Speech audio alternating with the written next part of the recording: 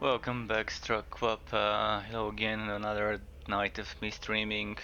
I'm gonna go back to playing some Wolcen today, and we'll see what would happen. I'm gonna do again Soldier of Fortune public game, and I will keep experimenting with this melee setup I had.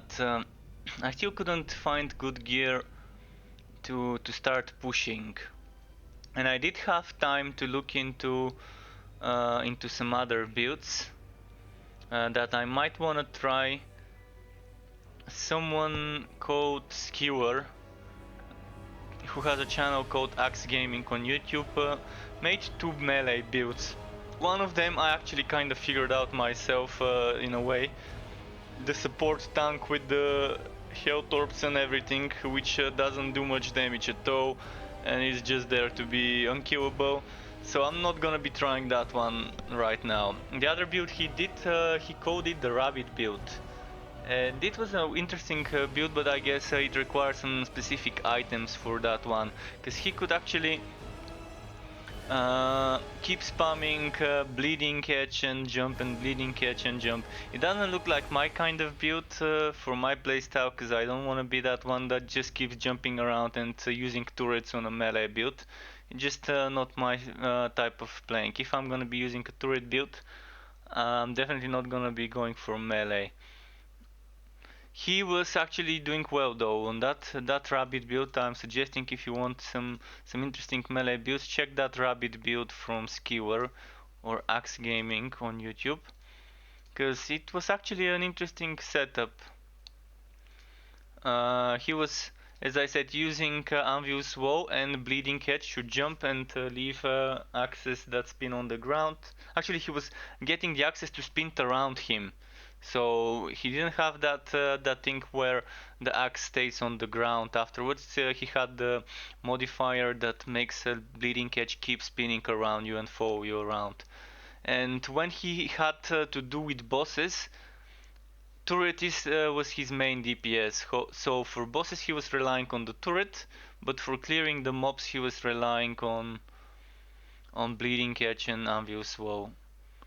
Doesn't seem like something I would have fun playing though, so I'm gonna try and figure out something in between what I had and his build.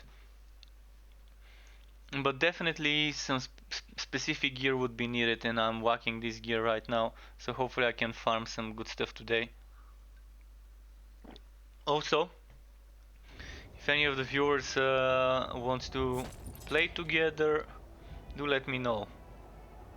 I wouldn't mind doing some co-op farming. So for shield stuff, I'm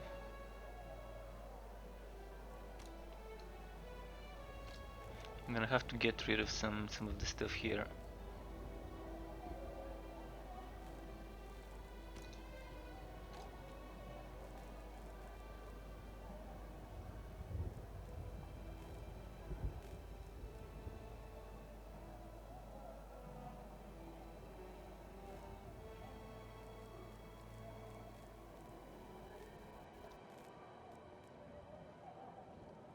This is where I was stashing some items that probably would be nice. This pistol, let's see. I want to make sure I get rid of one of those.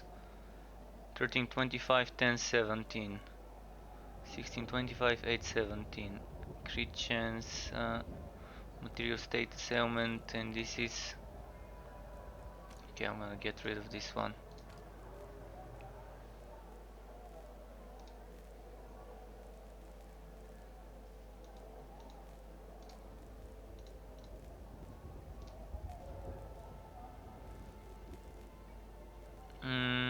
Okay, let's do something like this.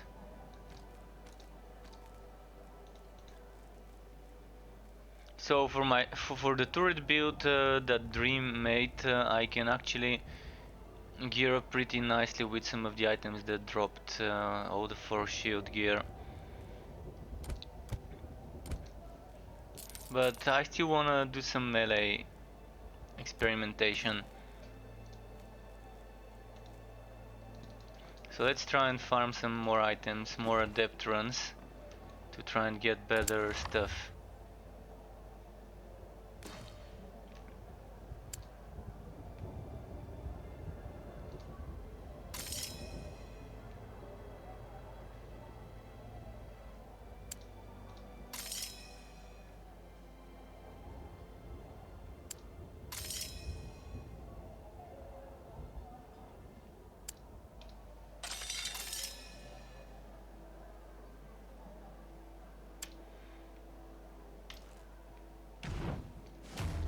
So I'm a big fan of Warpath though. Warpath seems to be a huge... Oh wait, I'm using the spin to win setup right now. Alright, well, I'm gonna be playing a bit with the spin to win, I guess. It's not a bad setup, but it's not my preferred. But it's definitely strong. For adept that is. On other difficulties, if you start spinning around the enemies, they can just one-two shot you. If you're not moving much or one-shotting them yourself.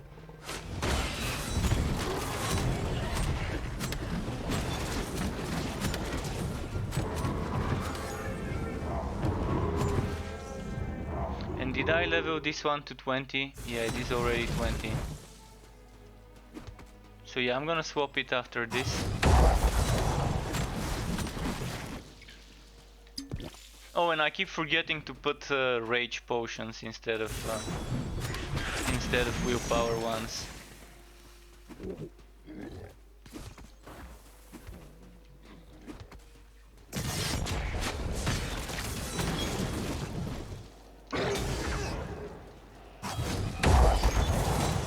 $16,000, that's a nice crit.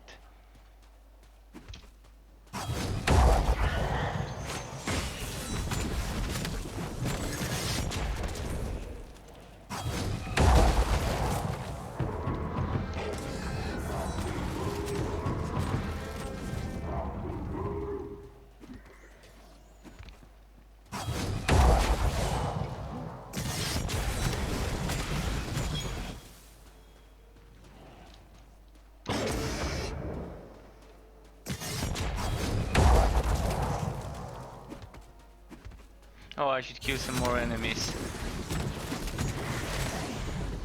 to get the boss to spawn.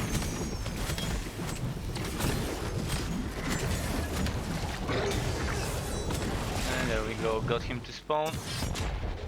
Or got them to spawn.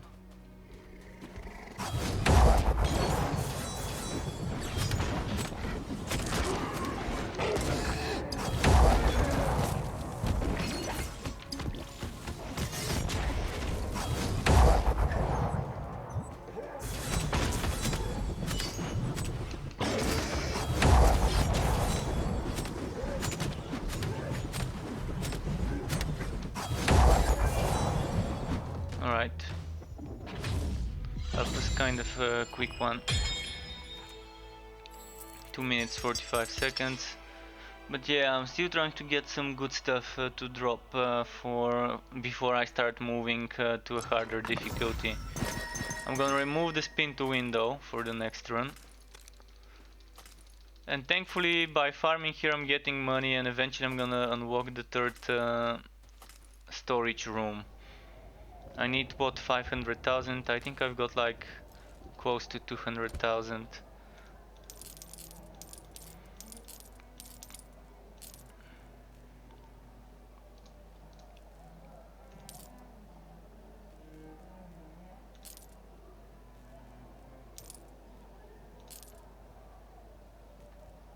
There's a bug. When I hover over an item it shows me what I've got equipped, but not the item itself sometimes. So this one is a good amulet. Maybe I'm gonna get some more extra damage from that. Let's put the ferocity in.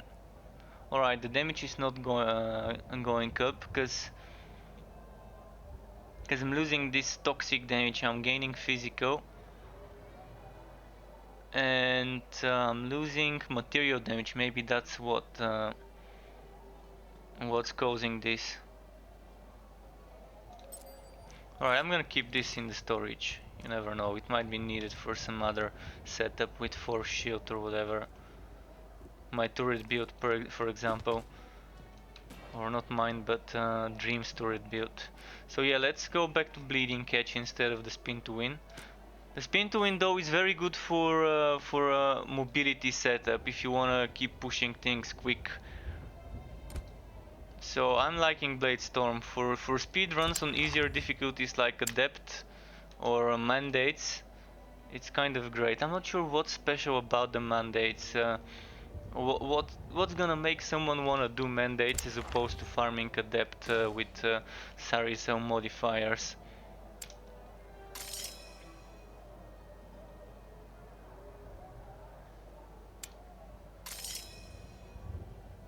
Oh, and I keep forgetting, I need Rage Potion instead of Willpower Potion.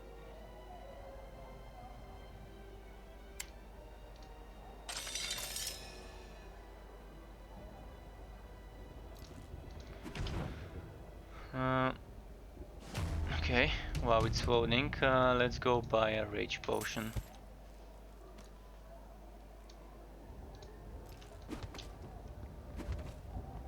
Last time I was streaming the game and experimenting with melee, I forgot that I'm melee and I don't need willpower that much.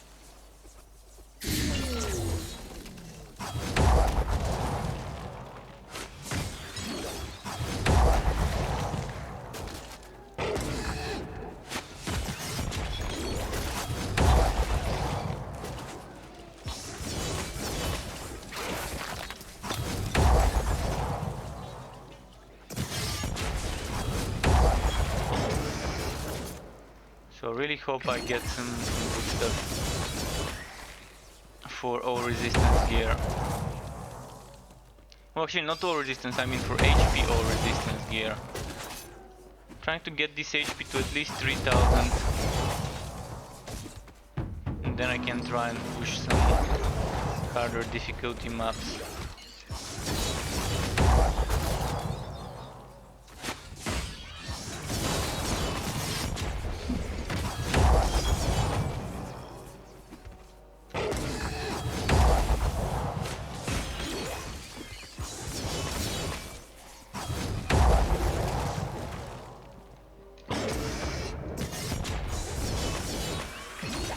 And if anyone is wondering, those are my passive at the moment. I went through different iterations and at the moment I'm just testing rage based damage and rage regeneration. So this is what I've got here. Damage per rage, damage based on how close the enemies are, a bit of wife leech and wife leech from attack damage. Here more rage per hit. So I can't stay AFK and look at my inventory much. Because there's enemies constantly spawning from that Saricel modifier.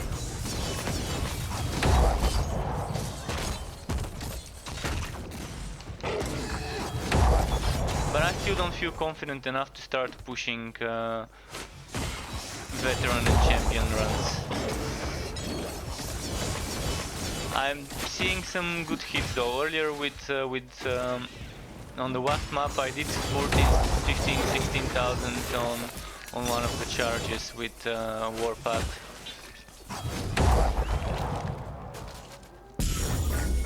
Without having any of those increased damage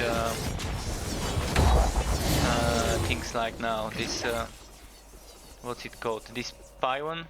This Pylon would give me extra 25 damage.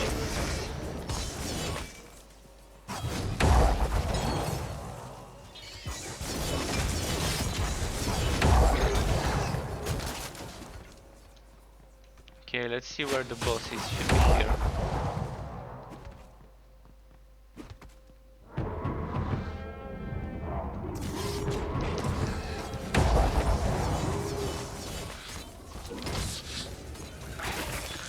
No, don't freeze me.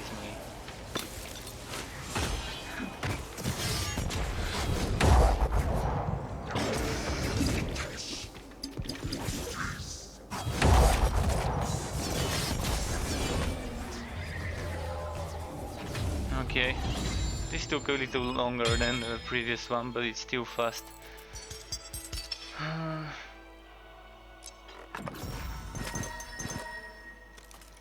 Junk wood though.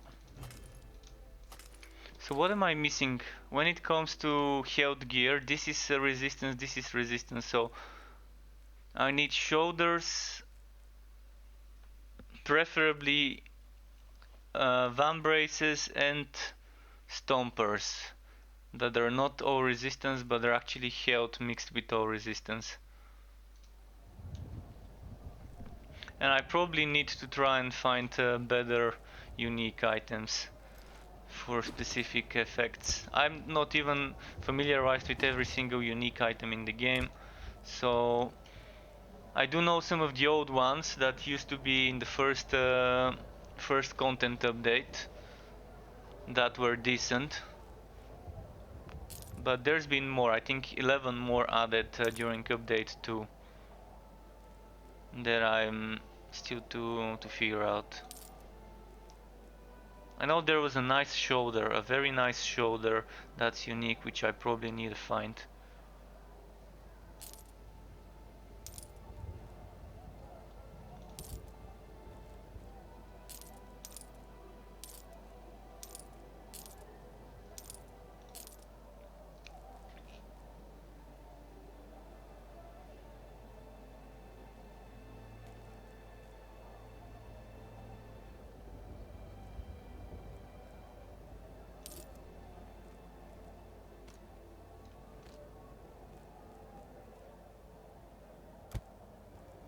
And this all resistance, can I change it to... What is this? It's defensive. There was a defensive with HP, I think. This one. So this needs to replace this one, and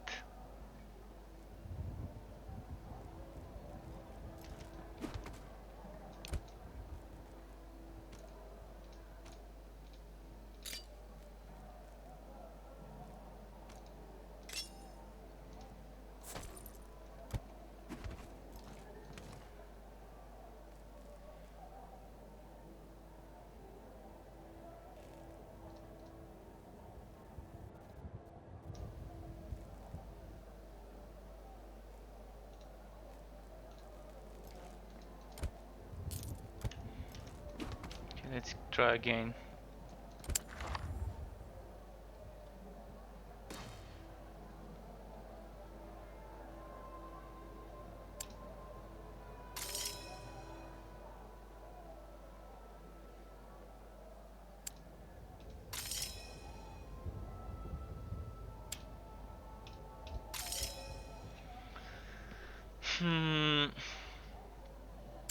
Let's do that.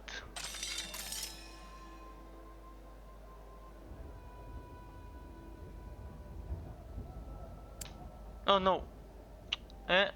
Anyways, less time in regeneration is the worst thing I want when I'm trying to speedrun the maps.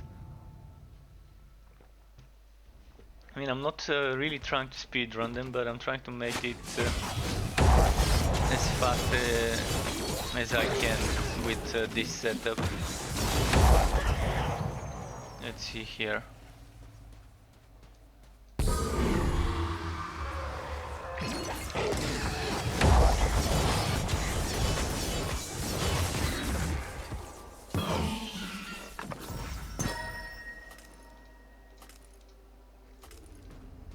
I'm not gonna pick up everything. What are those elites? Alright, I'm just gonna keep moving.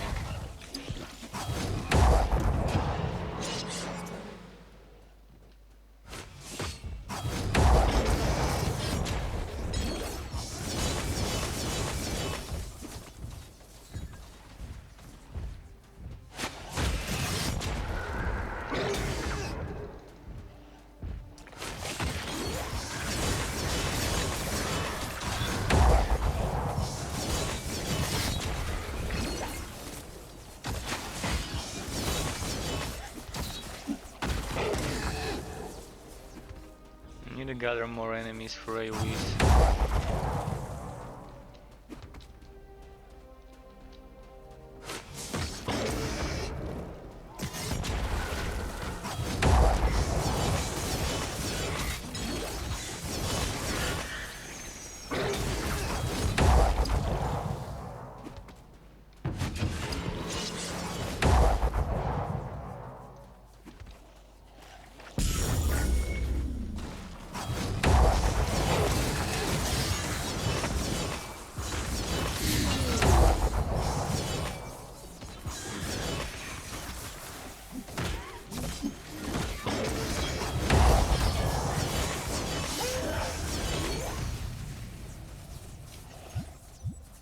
Okay, it's time for the boss now. I can just keep the enemies, which I can.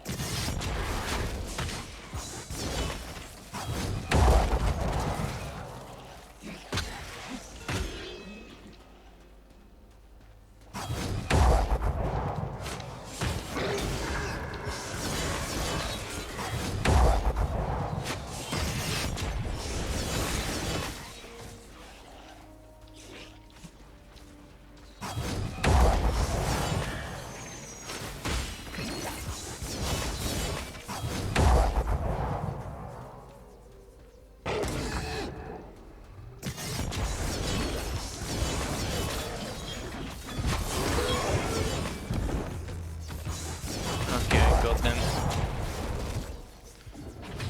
Let's see the wood.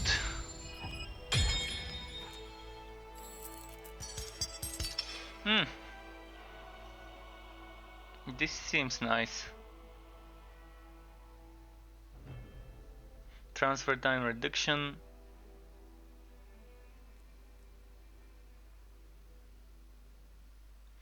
This is also nice for a no resistance setup.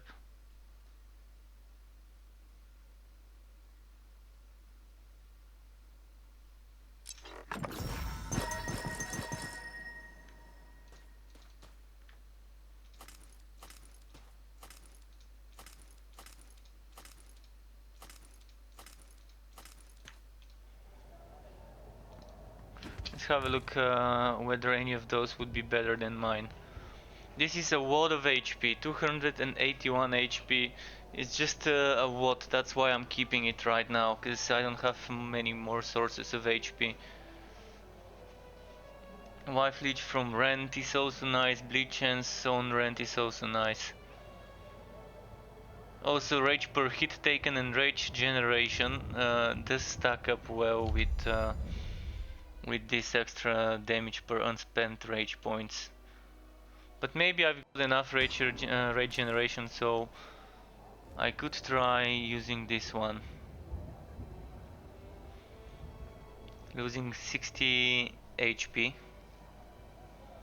I'm gonna get one extra stamina point when my HP is 30% or lower.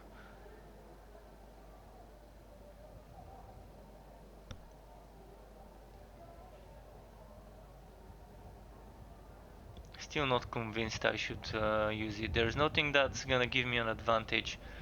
Maybe the health regeneration and the transfer time. But I'm not using willpower to transfer my rage.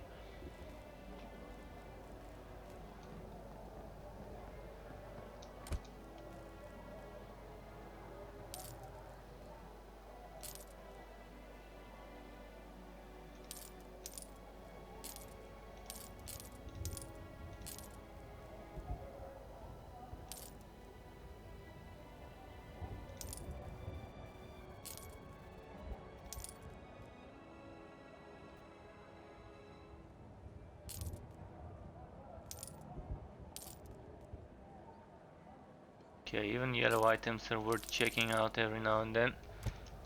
So let's try and make some room for this gear here.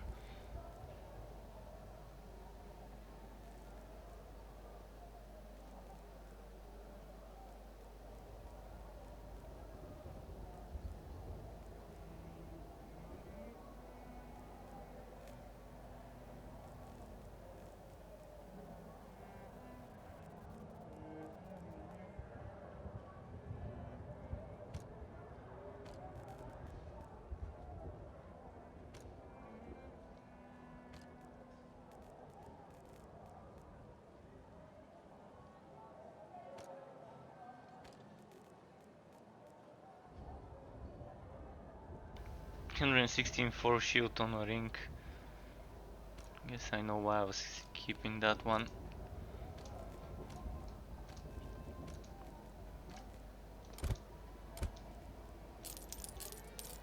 Okay, that should do it. So what other skills have I not leveled up when it comes to melee? This is almost maxed out.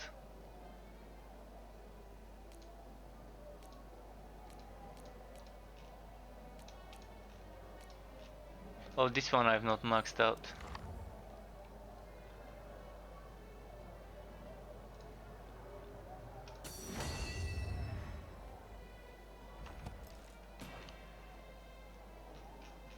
This would be nice when it's maxed out.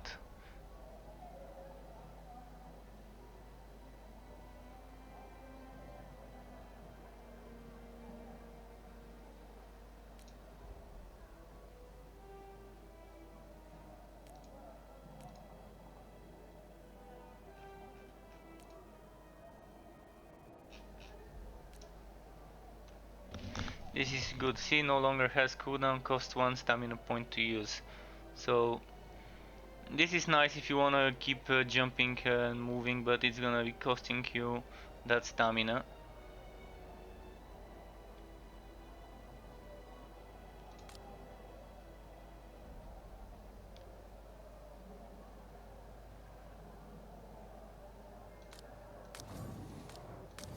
I'm gonna try it, see how it works.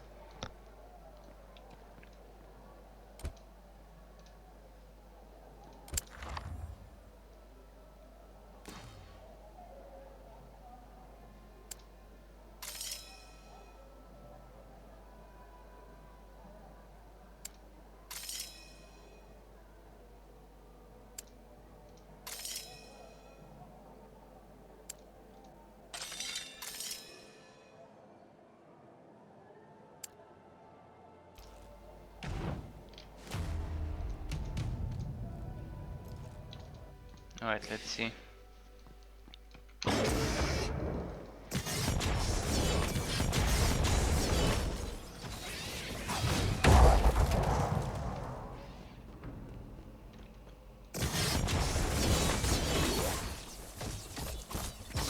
That means if I decide to go for a build like Skewer's Rabbit build, I would really need a lot of stamina gear, a lot of it, and I think I only have one unique item that's stamina based. That amulet with stamina and dodge chance.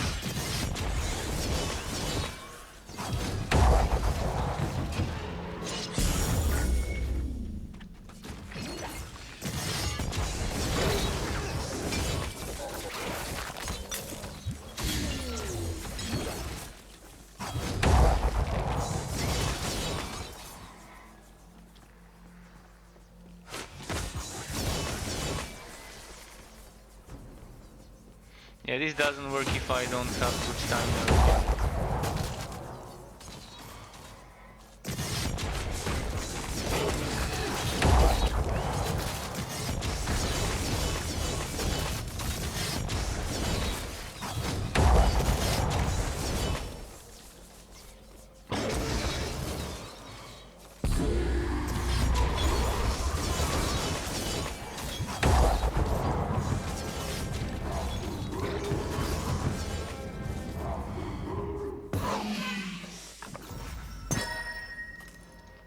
Nothing too good.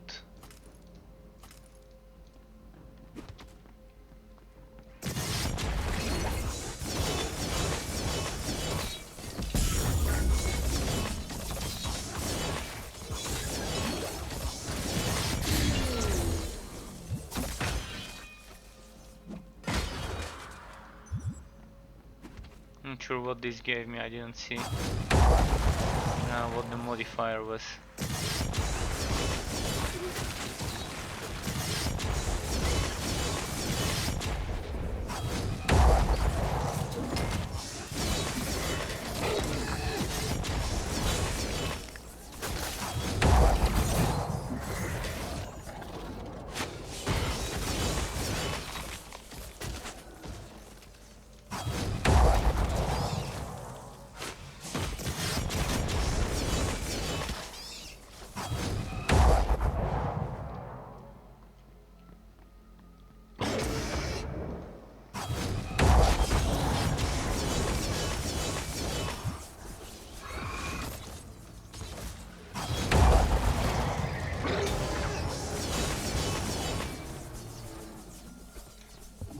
Okay, let's check.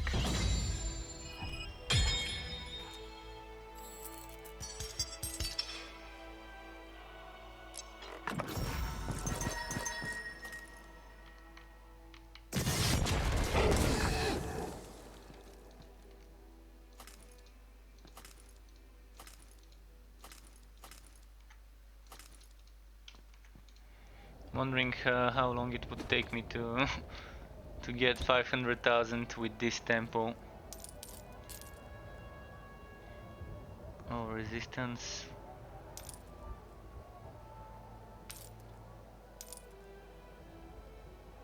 Oh, this gives me more HP and more cooldown reduction, but no ferocity, so yeah.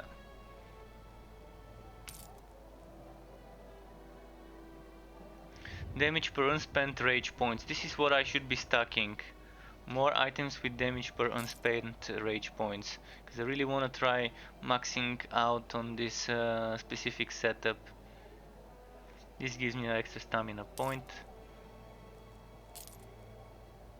but I think playing it with cooldown is kind of better for me, because I can use this and dodge roll. So I'm gonna remove this and go back to damage. Maybe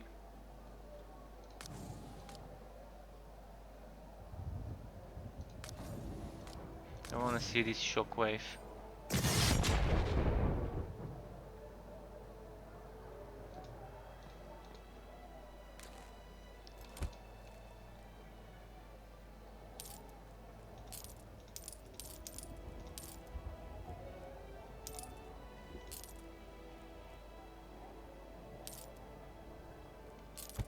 Wait, was the armor I found earlier with 3 sockets the one with HP?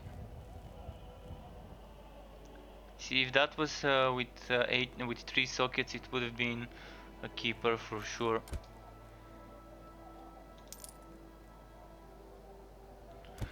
$104 shield on a belt. I actually think I need this one.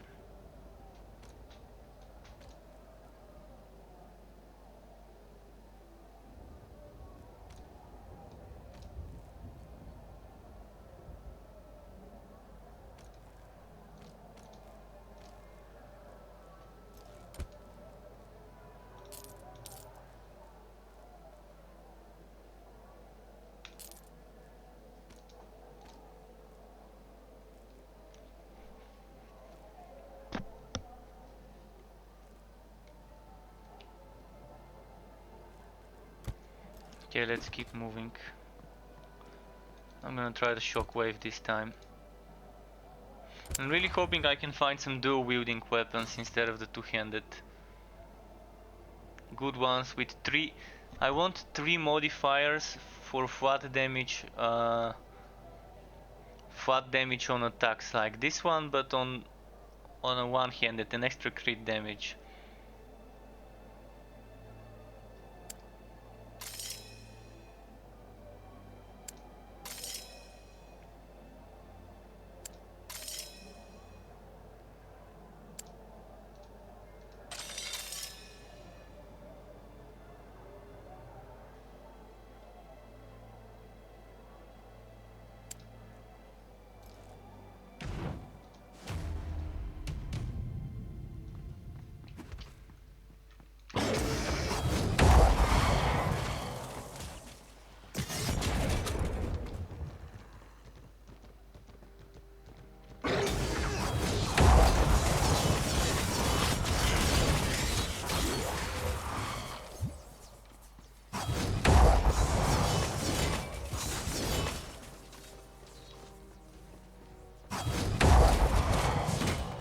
Not see this pylon here.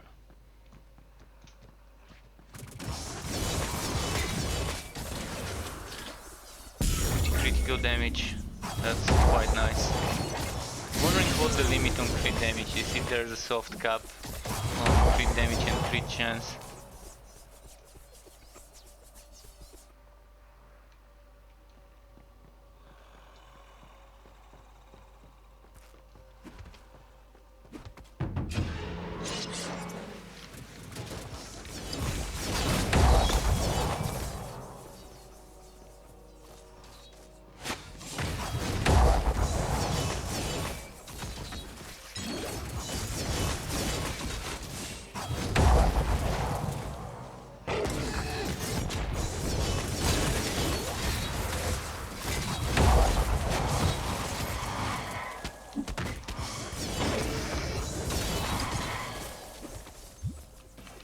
Not liking this shockwave.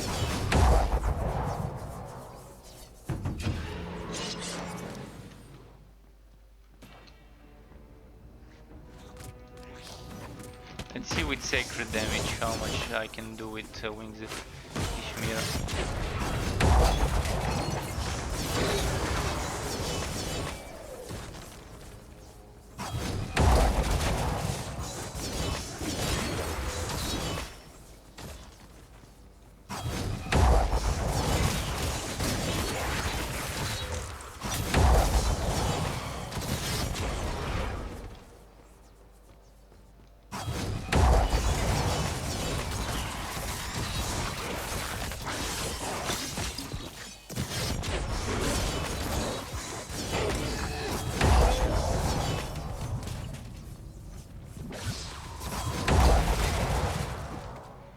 So the boss is this way, according to the map.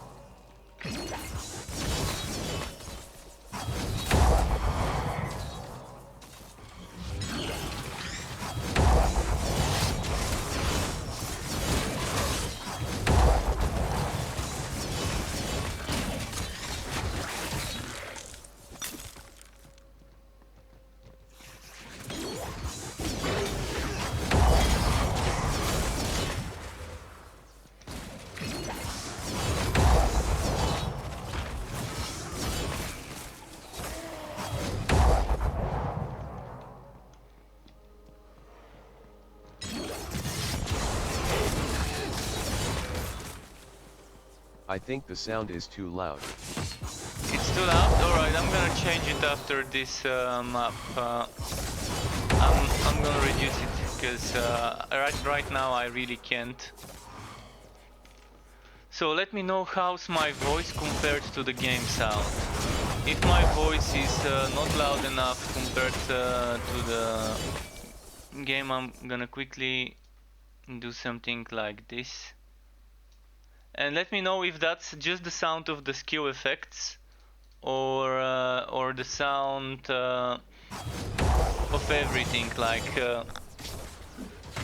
is it the monsters that are making more sounds, louder sounds, or just me, or just my axes, or I know this skill is very loud. This one. The sound of the skills. The sound of the skills. Okay. I did decrease it, I'm gonna decrease it after the boss fight, and welcome back Dimich. I know you're a fan of those games.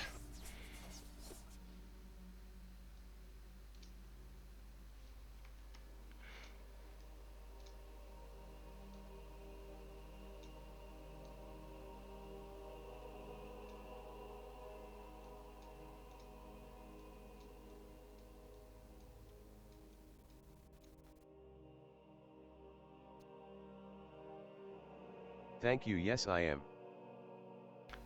And since you're a fan of this genre, this game probably would be very fun for you to play. It's launching in January. At the end of January, I think the 30th of January, the game would launch. And when it launches, it would have 3 acts. And you can check the description of my video for the complete summary of everything that's coming once the game launches. It's gonna have 3 acts, 90 levels to level through, more tiers and other goodies. I can just go and read through the list myself. So currently we have 6 weapon tiers, we're gonna have 11, each including 12 different weapon types. Currently we have 6 armor tiers, we're gonna have 11, each including mage, rogue, warrior. There's gonna be 4 apocalyptic forms with their dedicated skills and attacks, a whole new end game mode, unlocking many new game features, playable female characters which were kind of locked for now, and mostly instead of 20 skills with 8 modifiers, we're gonna have 40 skills with 12 to 16 modifiers. That means all those skills here are gonna be twice as many, 40 skills to pick from, and each skill, instead of only having 8 modifiers, would have 12 to 16. So some of them would have extra 4, others would have extra 8 modifiers to pick how you wanna build a certain skill. It's definitely gonna be fun. I'm also gonna have to start messing around with ranged builds with bows and stuff soon, or maybe dual pistols, but for now I'm trying to farm some melee stuff. Let's do a quick comparison of this hammer with the one I've got. That sounds interesting. It definitely is, and when the game launches it's gonna be slightly more expensive. Currently it's 29 euro. In a month and a half, I think, when the game launches, it's gonna be 39 euro.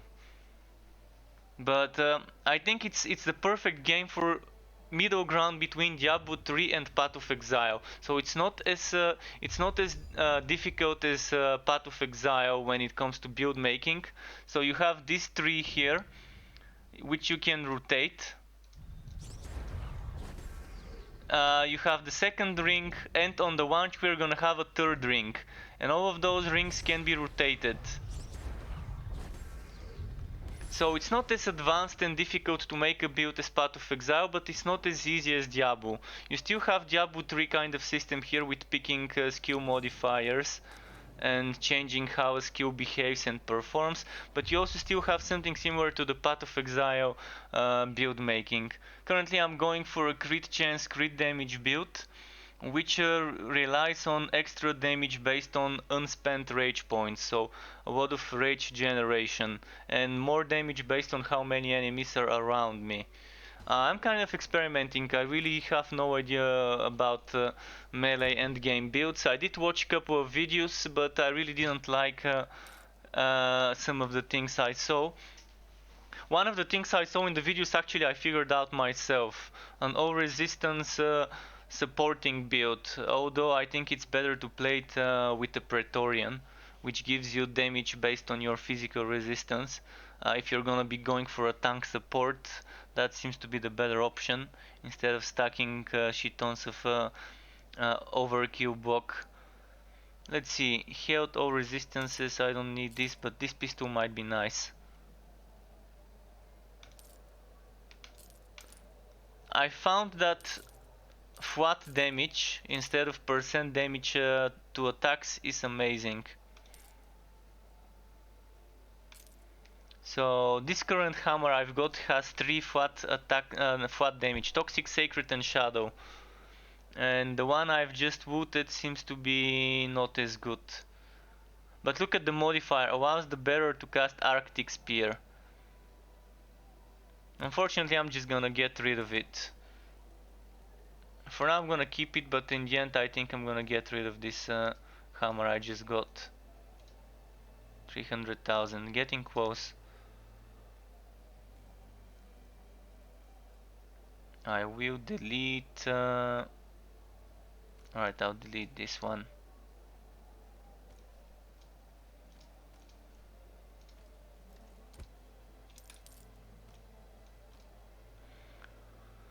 Force shield, I actually needed some force shield items.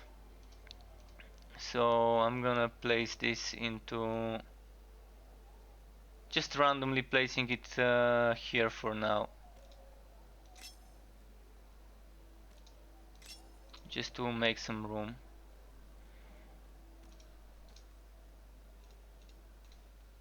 I'm just randomly placing some gems in some items. I can always remove them, but it's gonna end up saving me some storage space.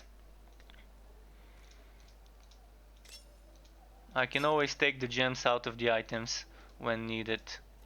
Alright, let's show you something about how the end game is. At the moment you have expeditions, so you start with adept. Once you complete 6 levels of adept, you unlock the first checkpoint of veteran. Then you complete 6 of those and you unlock this level and this level, and so on and so on. You can start on +1, then you complete 6 ones, and then you return to the town and you've unlocked the next few ones. This would give me +4 to enemy level. This would give me +19 to enemy level. If I keep doing this and pushing forward, eventually I'm gonna unlock champion. And in champion you can end up fighting level 51 enemies on a level 20 character. So that's gonna be 31 to your level. And the more you get, the more magic find it is. Once you select the difficulty, you click raw area modifiers, and then it gives you 3 to choose from. I can choose cursed, and then it gives me that modifier, increases the magic find and item quantity. Once you have 4 modifiers, you can wear untainted. What untainted does is it makes it, instead of being able to push further, you only do this level and you don't get wood from enemies, you get more wood at the end. So you can only get wood from certain chests and at the chest at the end. It kind of changes the way the whole end game thing works. So let's just select this one. And let's select this one and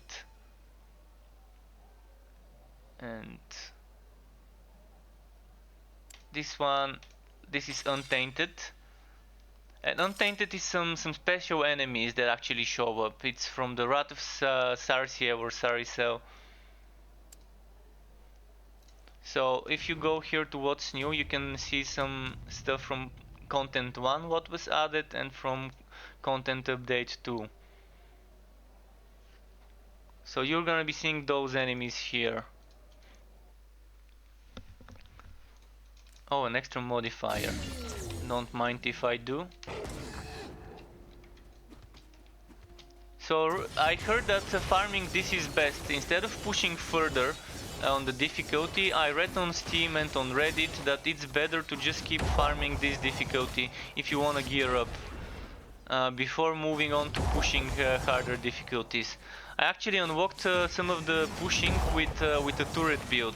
Turret build made by Dream is the turret build I was using to do some pushing a few days ago, like last week or at the beginning of this week maybe.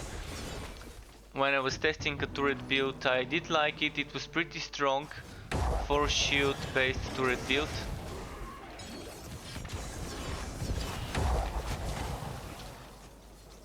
Why is my axe not hitting this enemy? That was strange.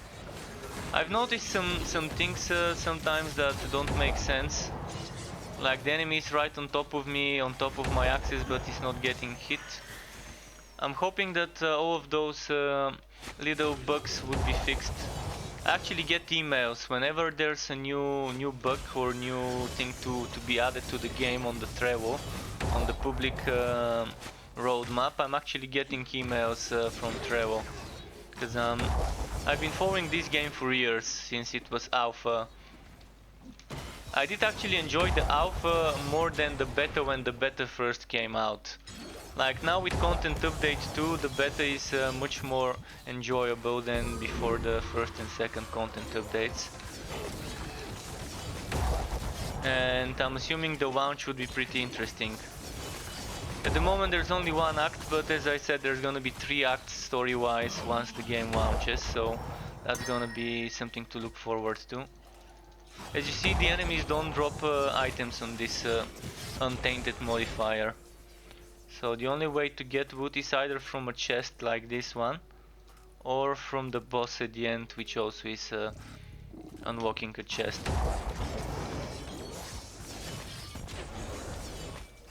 And you have physical dodge roll. This is another thing I'm a big fan of, physical dodge rolls. Being able to read the boss's movement, see where the boss is gonna go based on their attack, and just physically dodging. Similar to Warhammer Chaos Bane, with its own version of dodge rolls and stuff.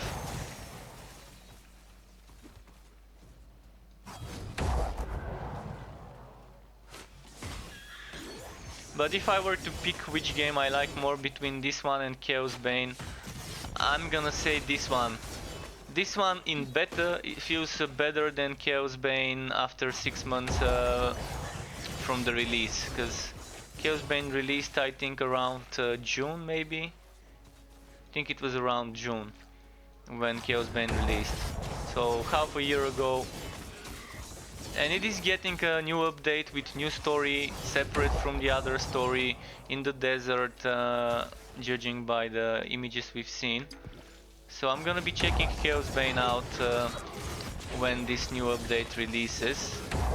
the Tomb of the Kings. But I think this game would be the one that's more worth it when it comes to playing. Because this game will not be walking like Chaos Bane certain God skill trees under paid DLCs and season passes. I'm sure this game would have expansions, which would be paid, etc. But they are not rushing to give any info on that. Alright, let's drop something. So as you saw, I finished this stage and it gave me rewards at the end, together with the whole wood worth of more rewards. It is random and people are saying that currently Magic Find is broken. There is one belt called Umali's belt or whatever the name was. It was something with Umali in the name. I think Umali's Waki belt or something like that, which gives you Magic Find, which people are saying actually affects the Magic Find and has some effect on it, as opposed to the one from the map modifiers and the difficulty. I'm hoping that would be fixed though. This thing that people are saying that pushing harder difficulties for farming is not worth it, because you can get the good stuff even on Adept. Here, health, force shield and good cooldown. Trying to replace this and this for something that doesn't give all resistance but actually health and all resistance, like this one and this one and this one.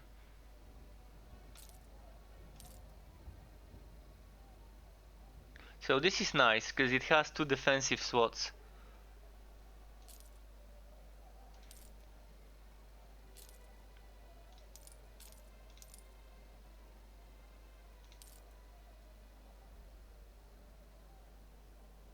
And this gives me more HP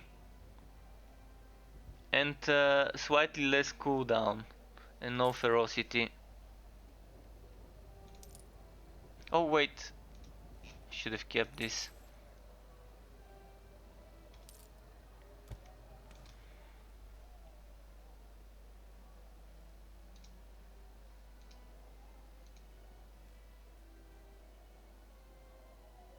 "12 ferocity,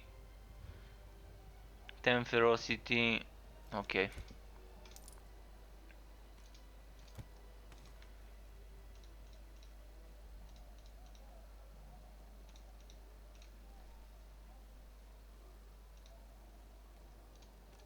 I'm just gonna put some gems in gear to make some room.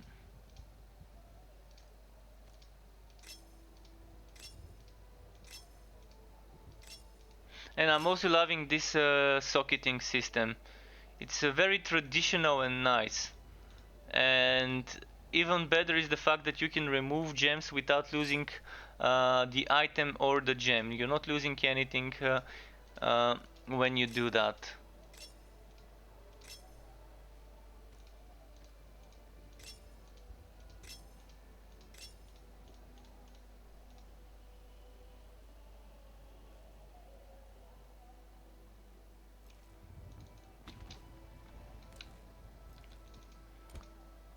And the same goes for respecking. Respecking is pretty cheap.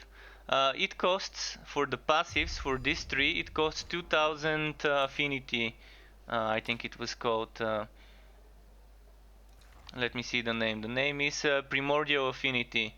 And you can easily get it. Just 1000 gold can be turned into 2000 affinity. If I buy one skill and eract for 1000 gold, I can sell it for 2000 primordial affinity, as you're seeing here. So it's that cheap. And 2000 to reset the attributes, so you can reset them, see. And when you level up, you can either spend the points by 1 or by 5.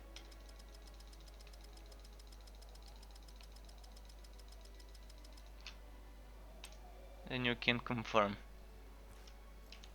I'm going for that full ferocity setup right now.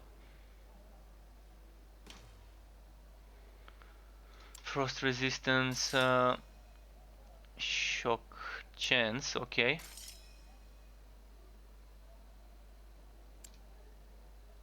I'd rather the enemy have more resistance than damage.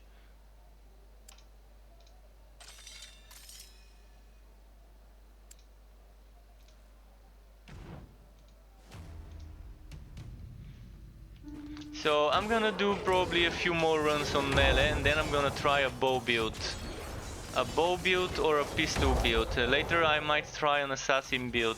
If anyone wants me to try a certain build, even if you have a specific build you've been playing yourself, if you're a player of the game, or just want to see something, now is your time to let me know. Use me as your hands. It's as if you're gonna be playing the game. So I'm gonna let you make a build yourself. If anyone wants me to, I'm gonna let you decide and make a build yourself. Some backseat gaming would be fun today.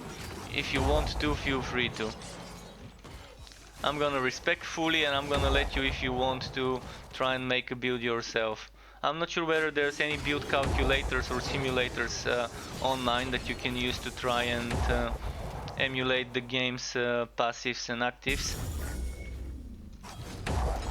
But if you're a player of the game actually and know a good ranged build or a good assassin build, do let me know. I'm gonna try it and check it for myself. I think I've collected enough gear to be able to at least try pushing adept with some experimental rogue setups, regardless whether it's daggers or pistols or bow or crossbow. Actually, I think they removed crossbows. There used to be crossbows in the alpha, if I remember correctly, and a crossbow trickster was actually very strong back then.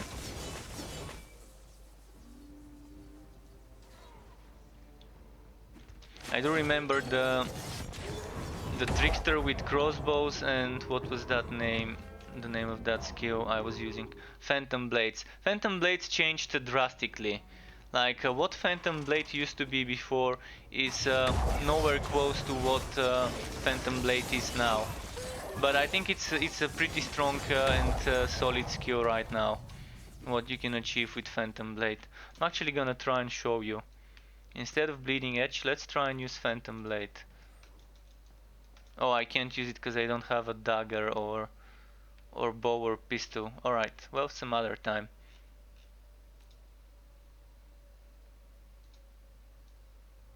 Oh, and if you want to see the spin to win, I'm gonna show you.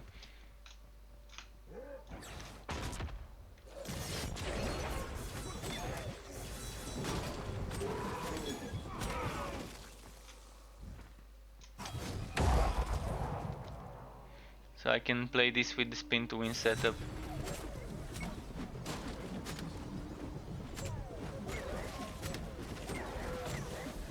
This is good for low difficulties like that one. I don't see this being a viable build on a high difficulty when most of the things can one-shot you.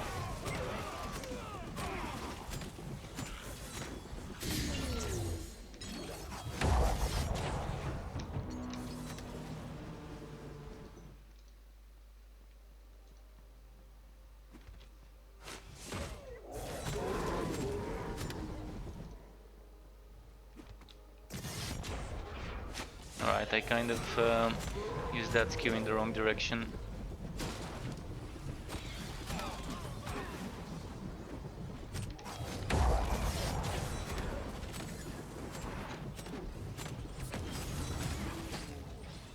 Alright, he grabbed me. He's got me.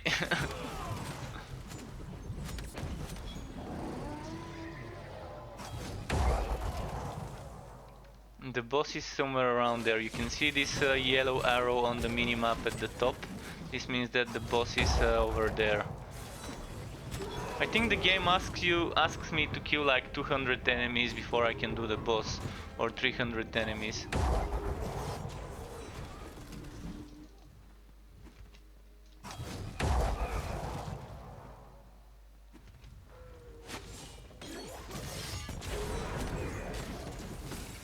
Oh no, not this guy.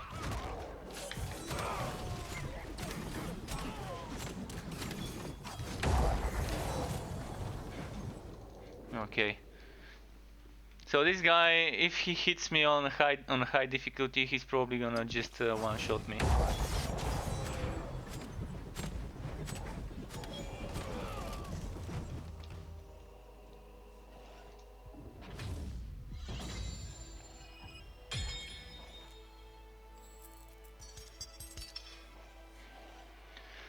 Health for shield. Then that's a lot of force shield. 24 flat force shield and 52%. Dodge chance score after taking hit. This is gonna be nice for an assassin or a ranger with bow or whatever. I think this is a good good item for sure.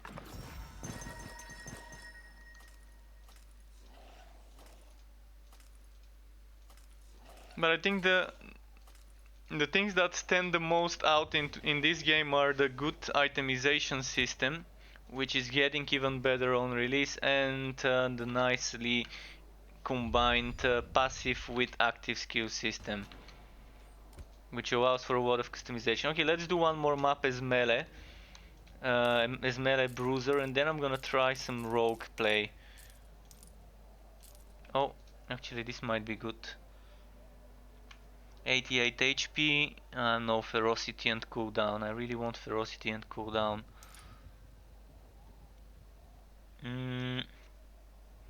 This is nice though, cooldown reduction. I'm gonna lose a lot of HP though. But I do get a bit of rage generation on hit, and it's flat one. If only it had sockets. If that had 3 sockets, I would have changed mine with it.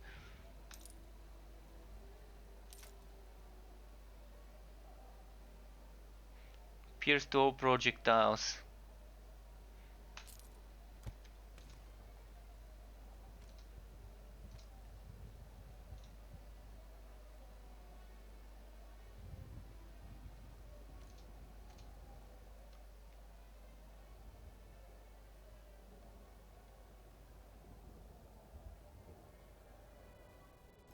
Okay, one more melee map as I said, and then I can try and make a bow build, or I'm gonna start by trying out the bow build, and then maybe I can try dual daggers or a dagger and offhand.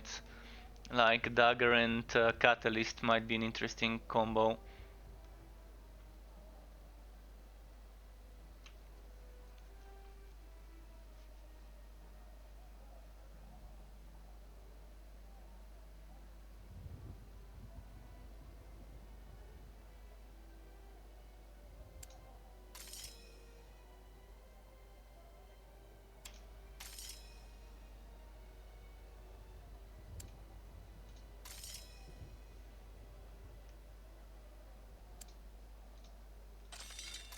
I'm not using projectiles, so I'm always happy when I see this negative modifier with the projectiles.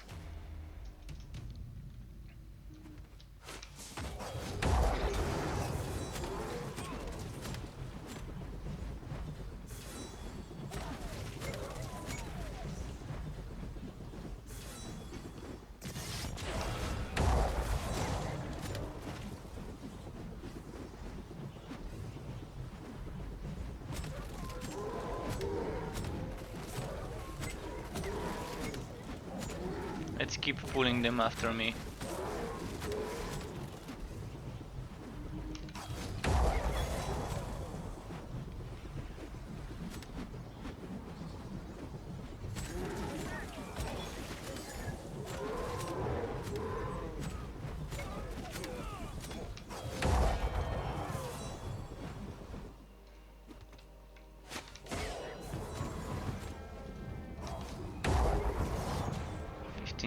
That was a nice number.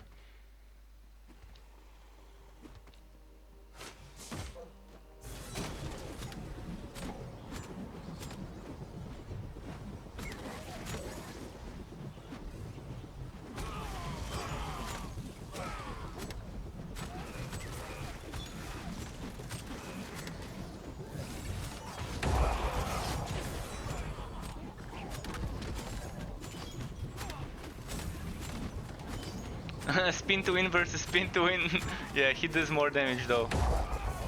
thankfully I managed to kill him before he killed me. Oh, a chest. Even though I'm already good to go for the boss fight, I'm actually gonna check this chest out. Cursed chest. I'm not sure what the difference between the different chests are. I'm assuming this probably has some sort of cursed gear or whatever. And this is how you find skills. If you don't buy them from the NPC at the town, you can find them from drops.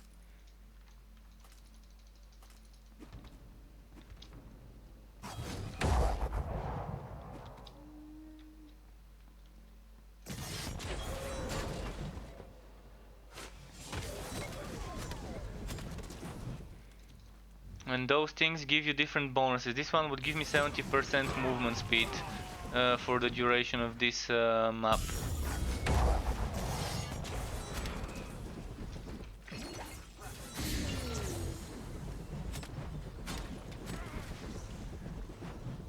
Okay, let's find where the boss is. This way.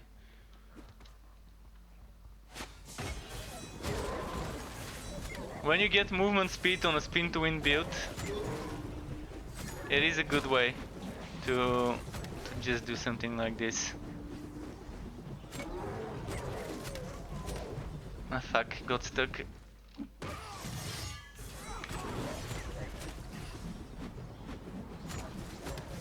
And this thing is not like a shrine that would last in normal games where you have shrines that last a certain duration. This is for the round, so it's gonna last me until I move on to a next level or leave this one.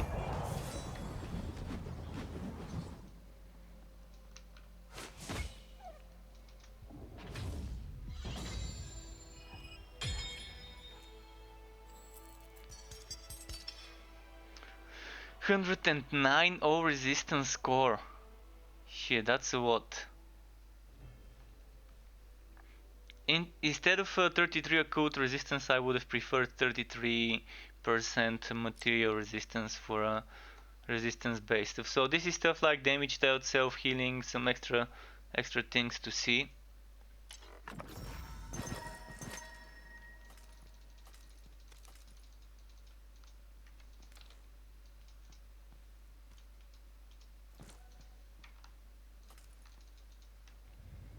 And I think the wood is instanced per player, but you can still drop items for your party members. And I'm not expecting this game to be that much popular for people to actually start selling items for real money, but it is always a possibility. Hopefully that doesn't turn out to be the case with this game, because yeah, that's the only downside to having trading in the game, black markets being a thing.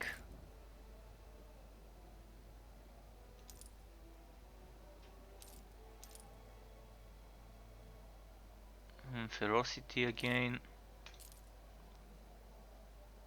Oh, this is nice. Might actually keep that one for now. Allows the bearer to cast Thunder Strike on a dagger. Okay.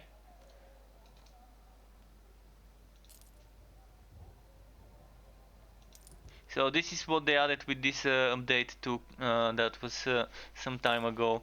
The ability to get certain spells that are only for a specific class on another class by adding this to a certain weapon. So now I can get a mage spell that only can be cast with staffs and mage offhands on a dagger. Let's respect my skill points and skills and everything. First off, I'm thinking for a rogue I'm gonna need something like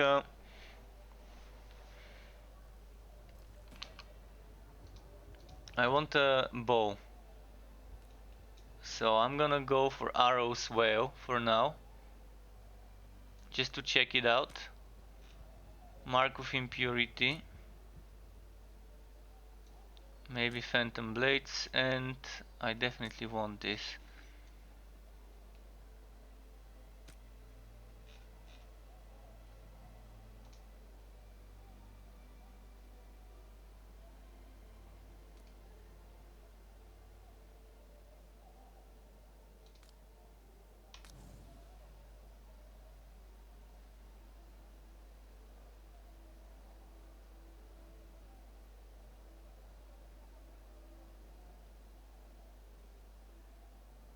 This will be something I'm gonna try as well, but for now it's gonna be the ranged setup.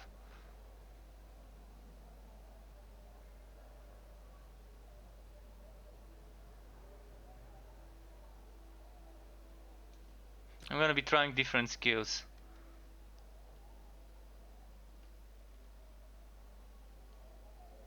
Bows and pistols.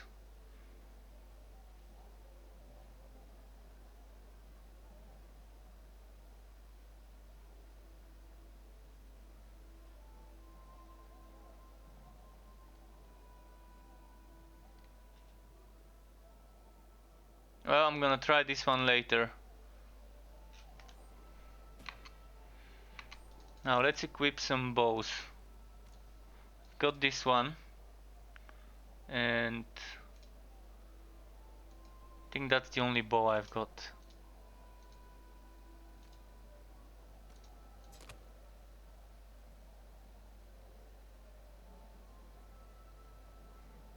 It's weird how the bow goes here and this one goes there. But okay, it even looks nice. Gear wise, as I said, probably HP and force shield would be something I'm gonna go for, or health and resistance cores.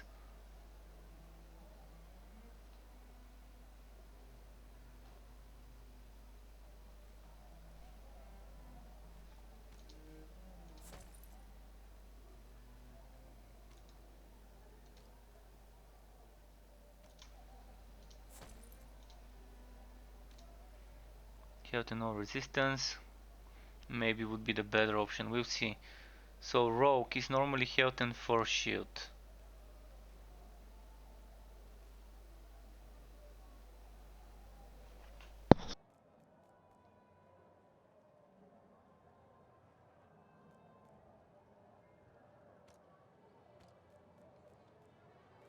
So yeah, I'm trying to find some health and force shield stuff that might be nice.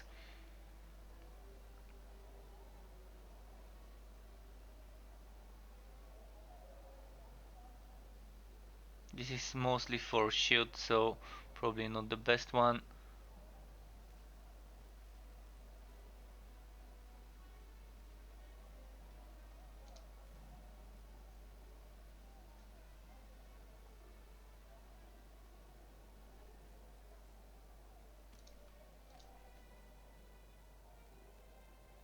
Mm. Oh, this one. Agent tunic, perfect, this might be nice. I've got another one here. Stamina.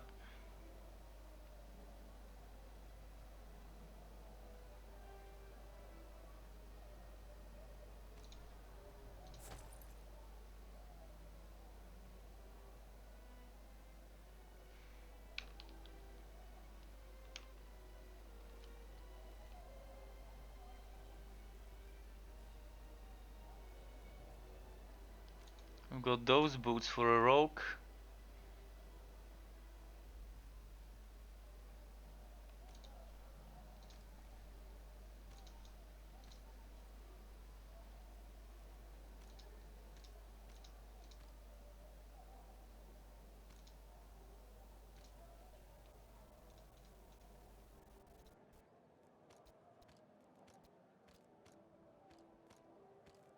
Okay, I've got a lot of stuff that I can try out. And I think that's plenty for now.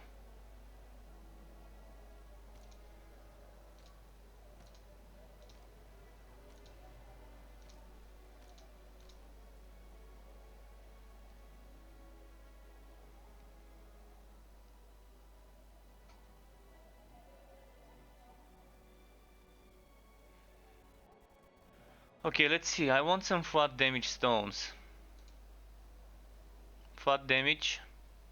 Might go ahead and take the one from the hammer. Shadow, Aether, and Sacred.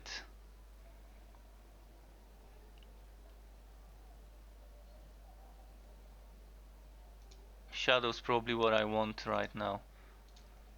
I'm gonna see, maybe Toxic is also good, cause it depends what my skills do.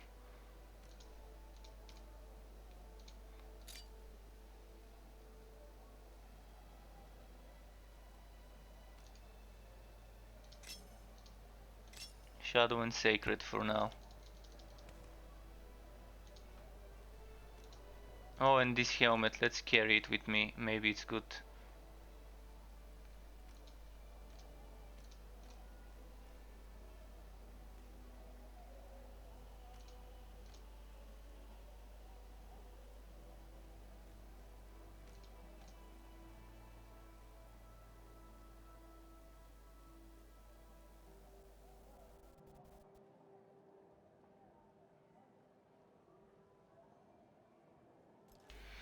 So, first of all, this skill can go all the way to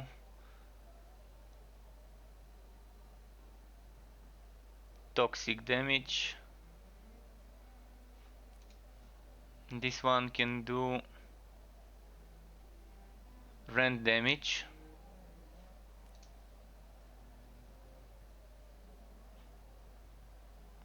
This one can be fire.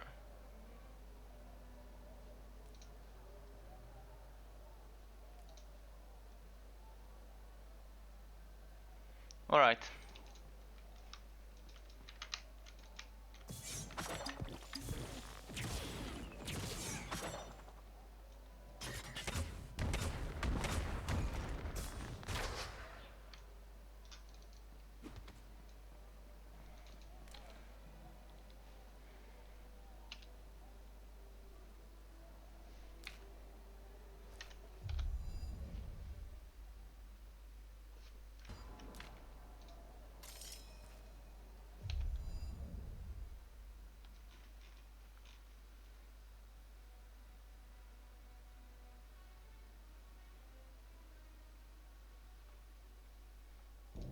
We need to do something like this.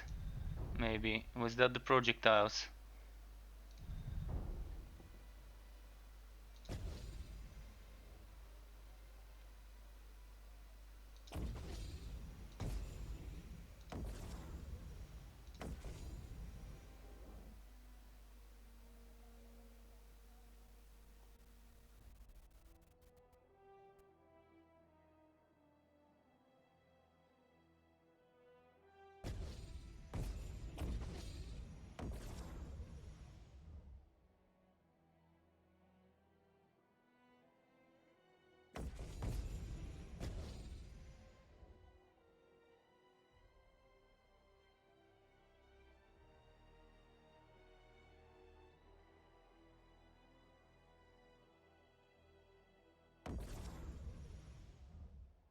Oh shit.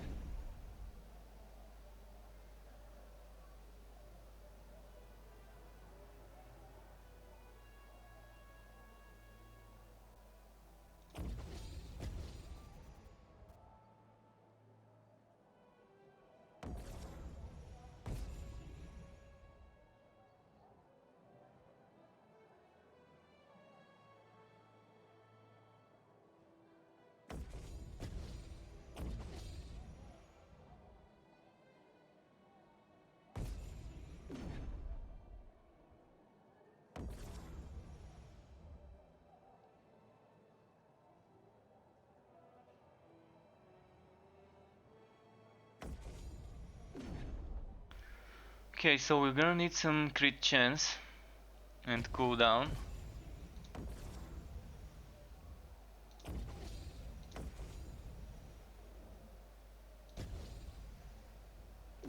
And now on this side,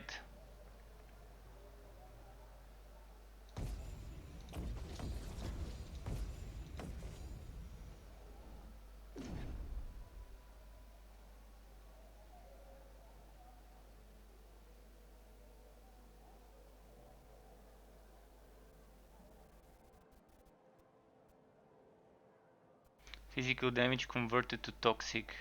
I'm gonna try it later. For now I'm gonna try without the conversion. Active dodge can go through enemies. Deal more damage when only one enemy is nearby. This is good for boss killing.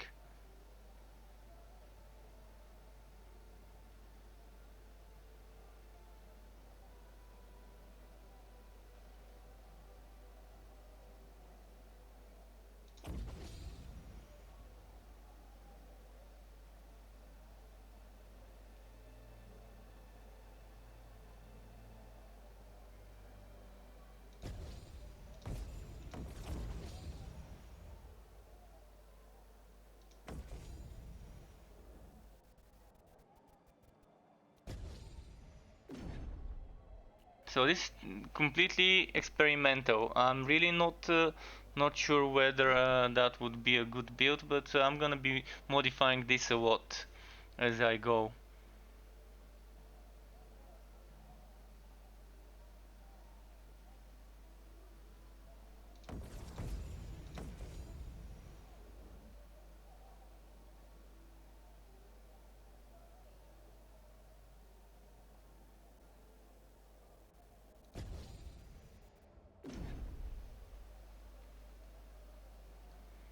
Let's see.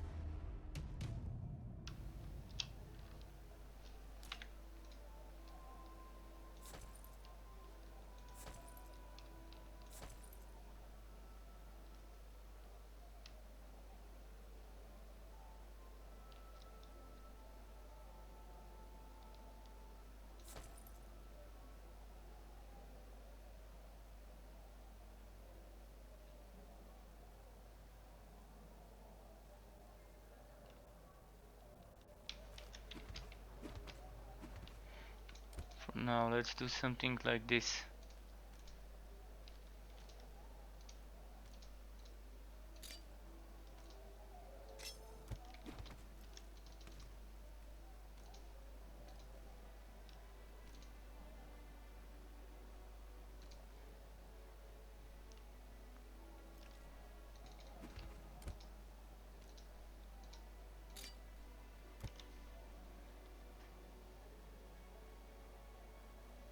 Need more HP stones, honestly.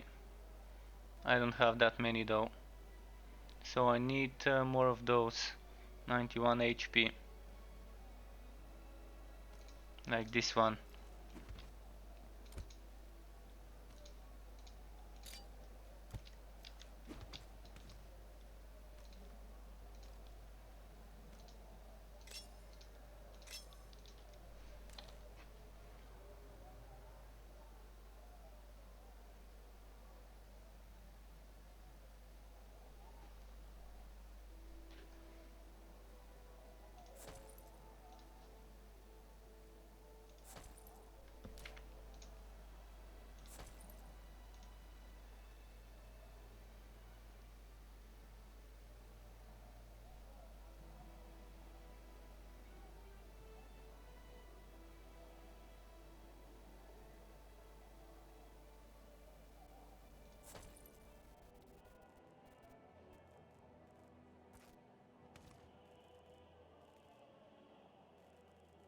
Alright, for now let's just put any stones.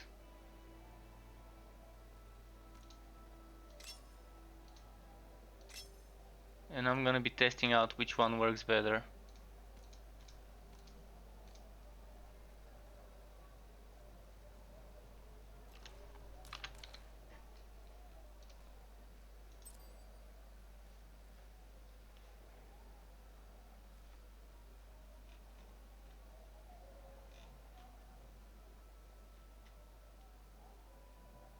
Dodge chance, only 10.7%.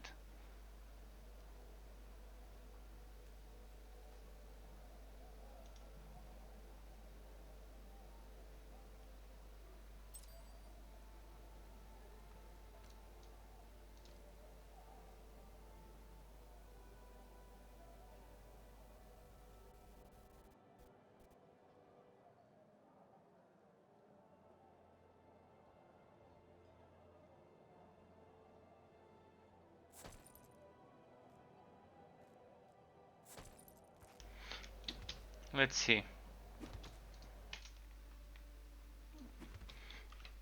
My skills are not leveled up, so yeah, it's not gonna be something amazing.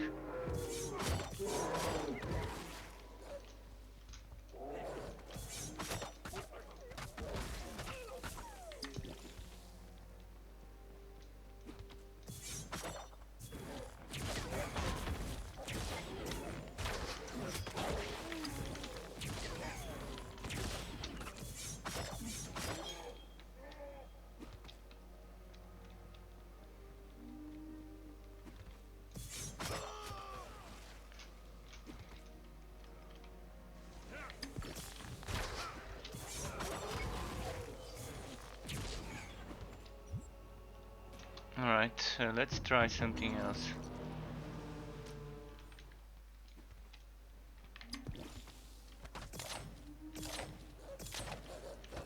What's happening? This doesn't seem to work, or I'm not sure how it's supposed to work. Maybe I'm missing something.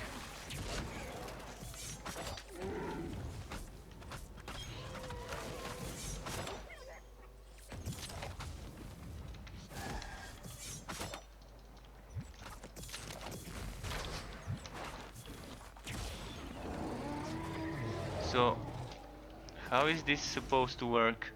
Line up a series of shots, then fire multiple enemies. Okay.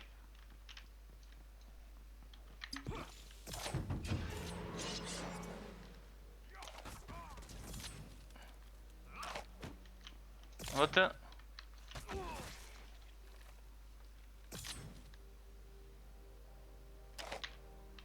I'm still not sure how to get this skill to work. So it's charging something. Oh, okay. Now I see.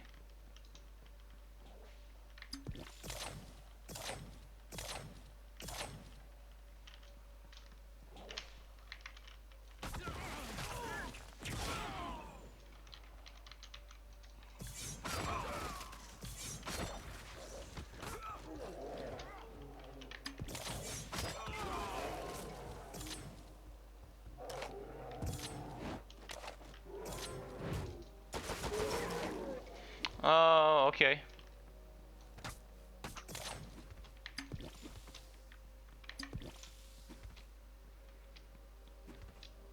This skill is kind of charged, so I'm not sure if it's worth it. Maybe depending on when I release it, it's gonna do more damage and more shots. Okay. I'm not gonna use this skill. And I got stuck. See, I can't move.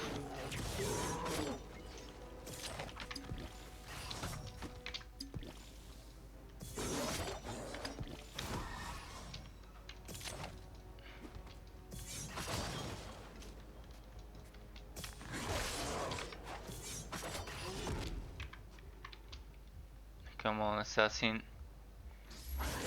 Anti-ranger assassin. So yeah, I'm not a big fan of this gunslinger brand for now.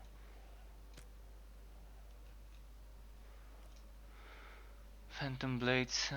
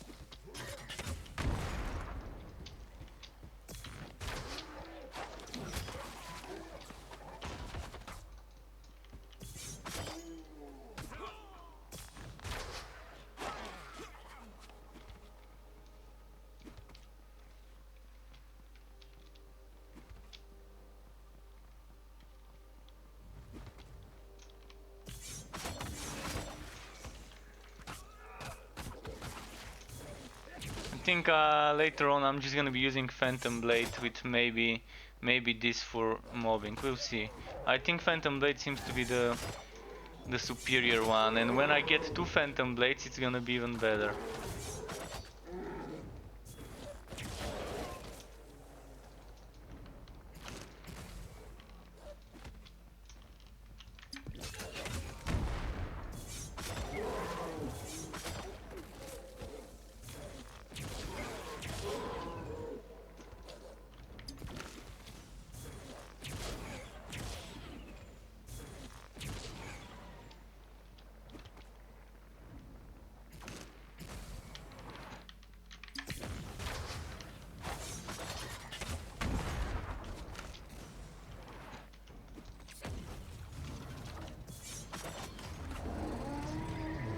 Actually, let's try my basic attacks.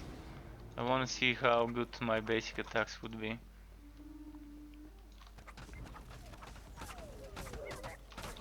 Not so bad, but definitely not anything special.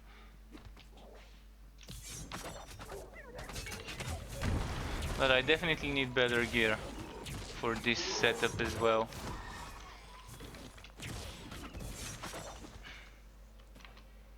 Ideally I would be able to use Bulwark of Down. So I'm gonna ideally have a skill that lets me use Bulwark of Down. Currently I can't. Or Winter's Grasp, that's also gonna be nice for when the enemies come too close.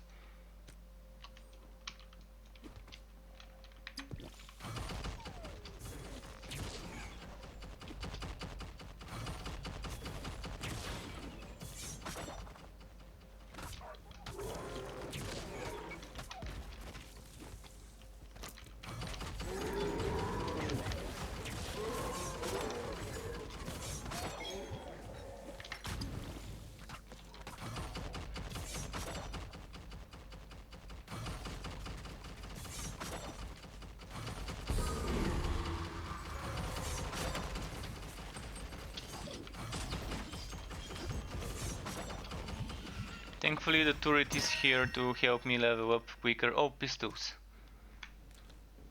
Nice. Oh, this is an amazing pistol. This is an amazing pistol, yeah. 3 times flat damage to attacks.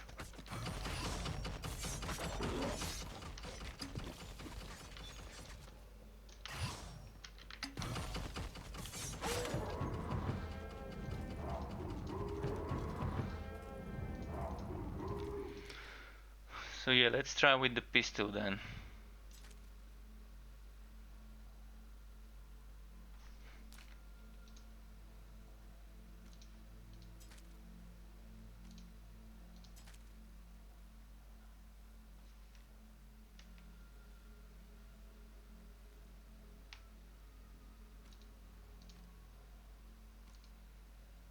I don't have the right gems for now, but let's use anything. Anything's better than nothing.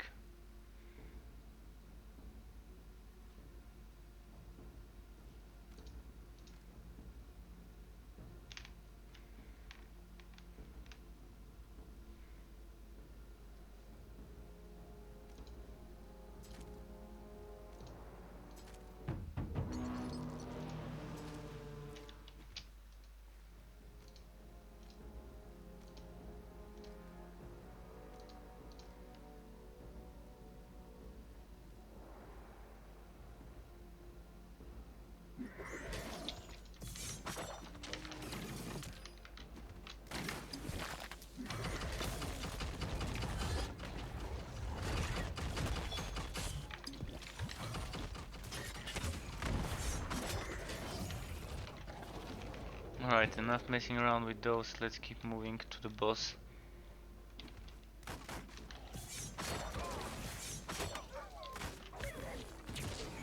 So at the moment I've got too many damage skills and I don't need that many, I need more utility.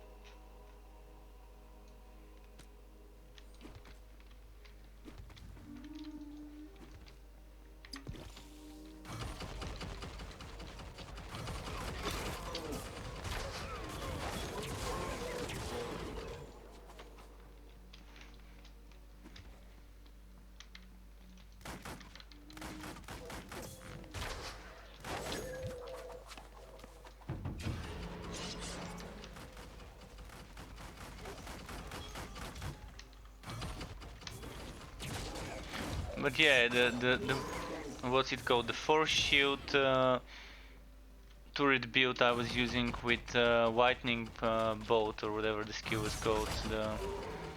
The chain whitening skill was much stronger, but I want to try and figure out a bow build and an assassin build. The assassin build would probably be based around those dash attacks. There was this node that was changing the way dash attacks behave, so that would probably be what I'm gonna be using if I decide to go for an assassin build. But yeah, I wish I had more gear to choose from.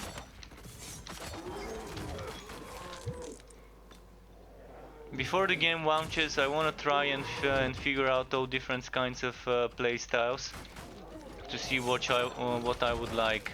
So far, the turret and the melee I'm liking more than the mage. Unfortunately, the mage just seems very weak compared to the turret and to the melee.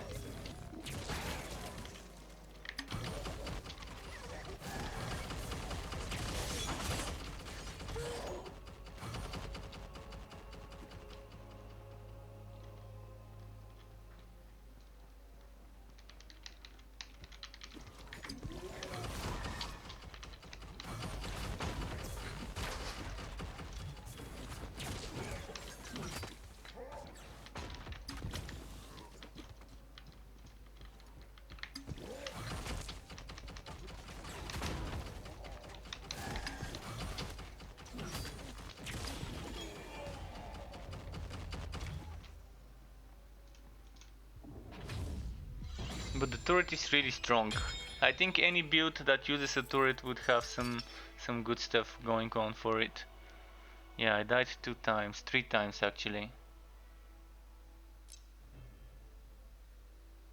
Times down 3 times, yeah. Not expecting anything good to drop.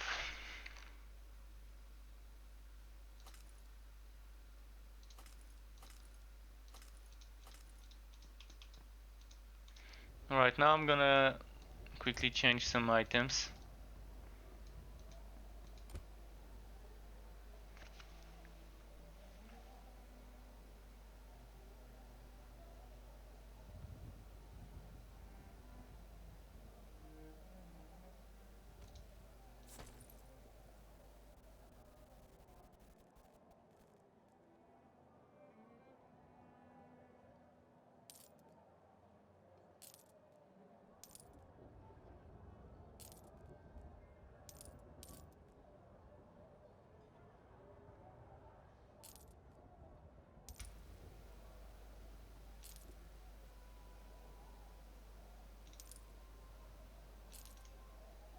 That might actually be good.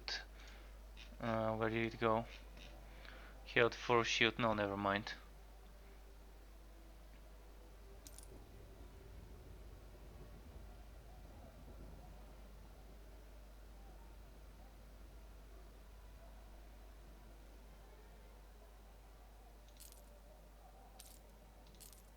I wanna max out the damage, because currently the damage is very bad.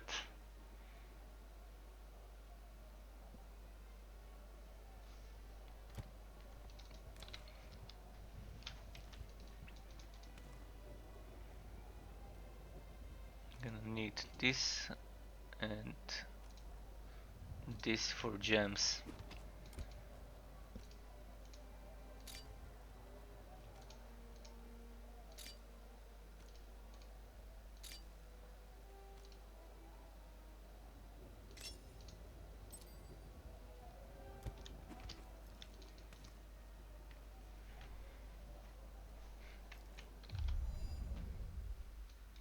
The one with the dash attacks, this one would be nice.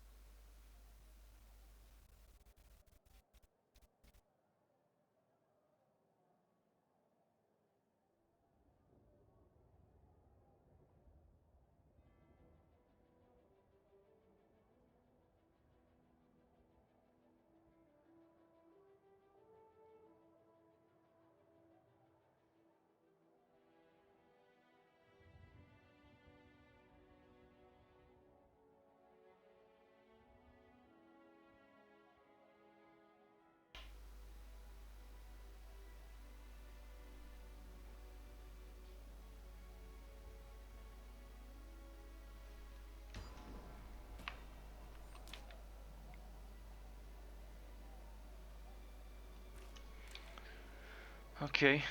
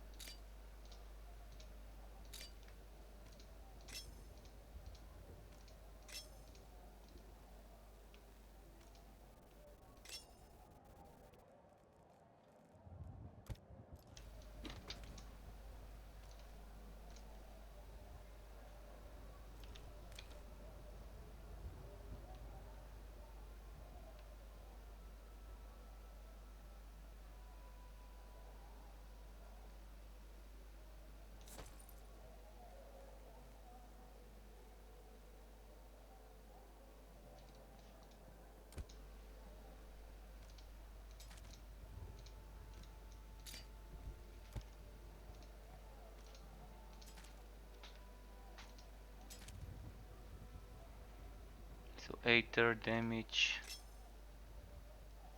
Aether damage.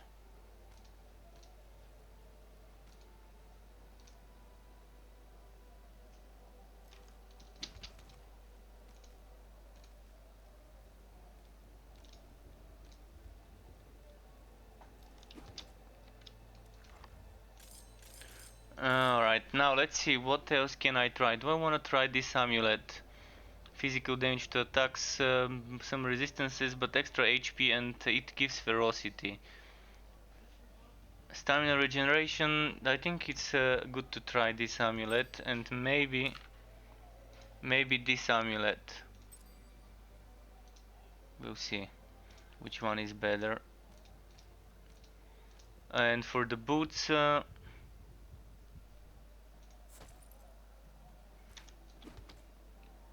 getting rid of the resistance one.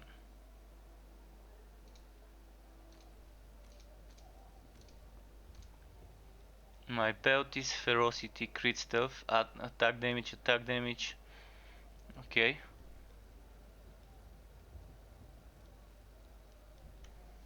The shoulders are a big problem right now though. This one gives me 21% elemental damage, this gives me some ferocity. But they're nothing too fancy when it comes to something maybe I can swap for a 4 shield version.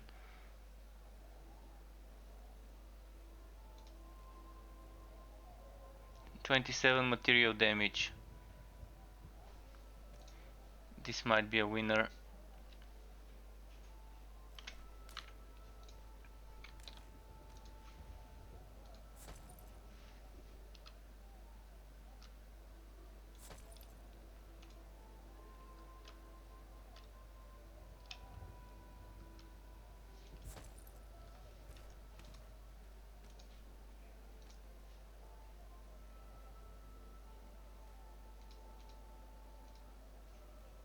Yeah, this is nice the way I have it set up right now. Still need better gear for this setup, but we did squeeze out some more damage.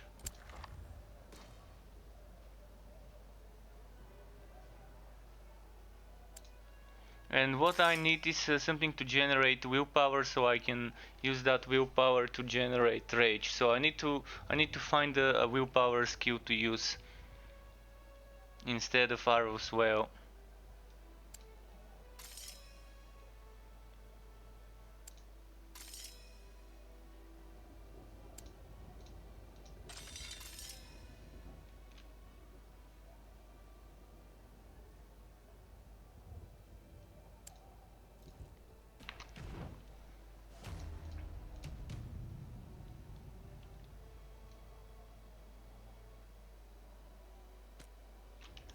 if only I had something like, maybe I should use a catalyst.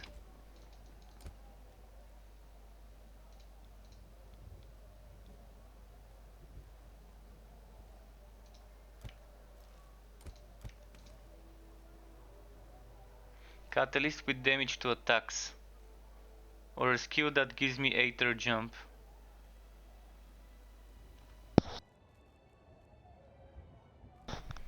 Let's see.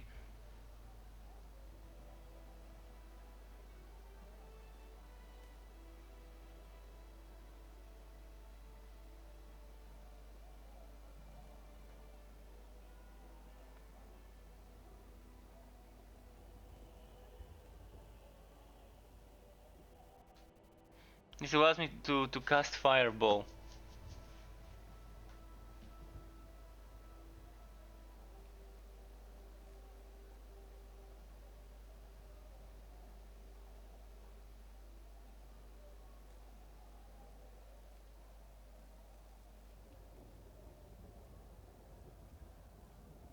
This allows me to do Thunderstrike. Maybe Thunderstrike won't be bad, but I really don't want to make it the same as the other spell damage turret build I was using. I want this to be different.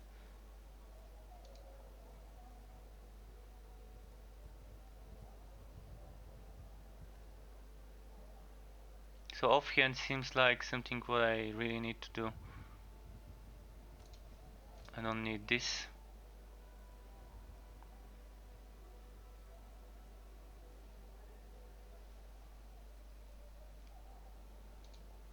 Or I can try and use this one. Allow the bearer to cast sacred spells, which in turn would allow me to use this skill, Bulwark of Down.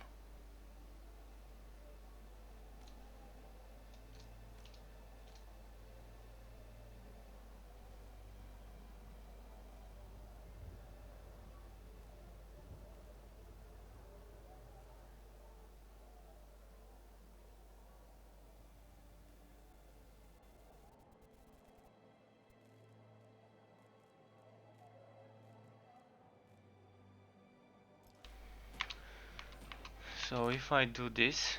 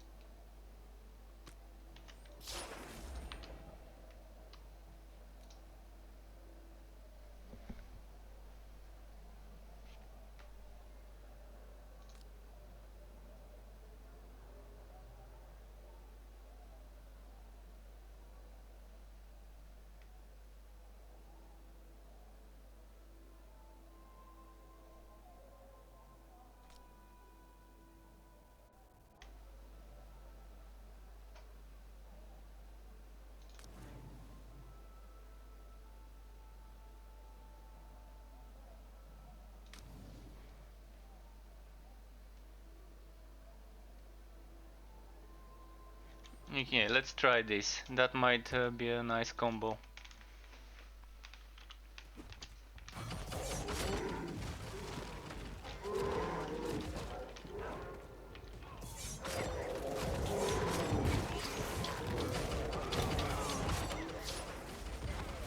Should have picked the passive that allows me to dodge through enemies. So ideally I would want an item that allows me to cast not Thunder Strike but Aether Jump. If I have the Aether Jump, I can always use up willpower to get extra rage.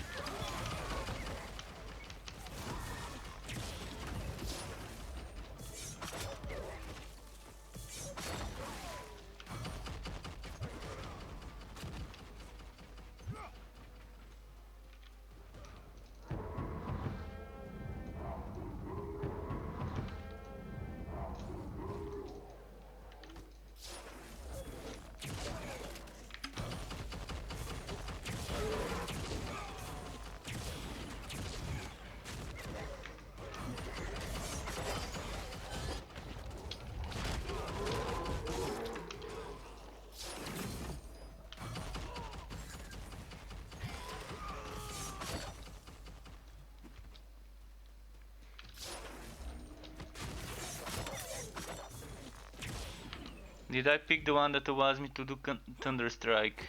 I should have picked it, that sword that allows me to do Thunder Strike. But yeah.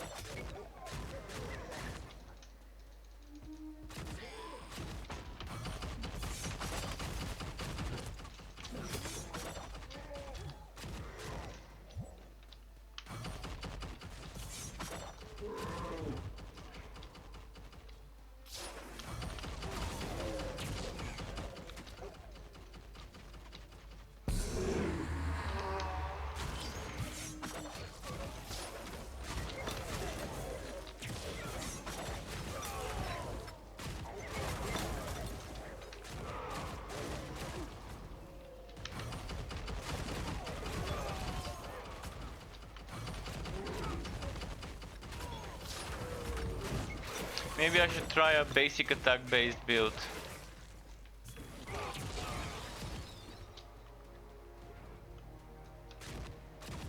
With dual pistols, maybe that would work as well. Yeah.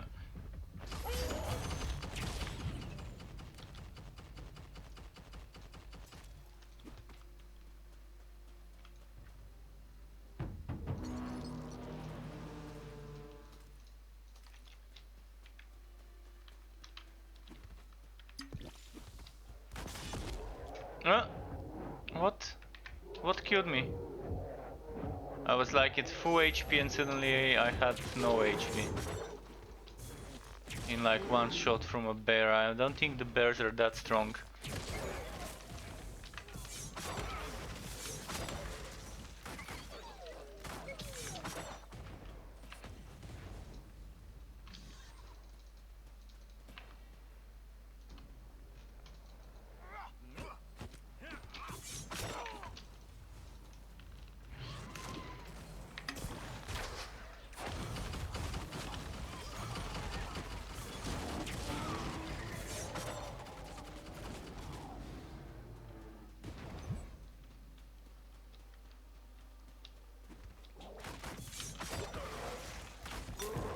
Ah. Oof.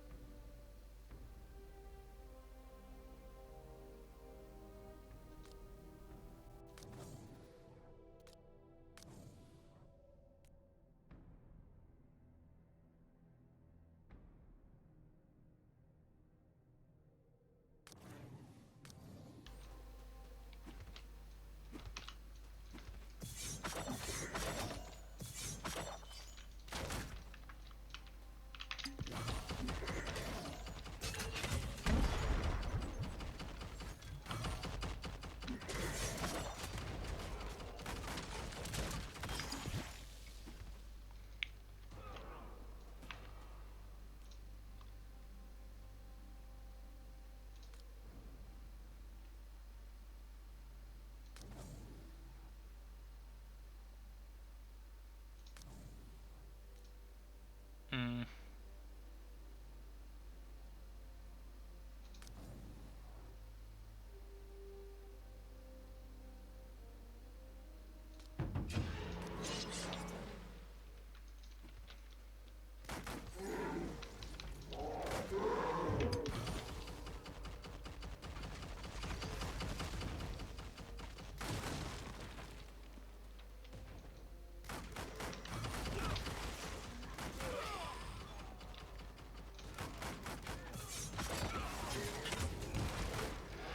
Yeah, so far a lot of experimentation going on, but it does seem like Phantom Blades is the one skill that people would want for rogues, for range damage.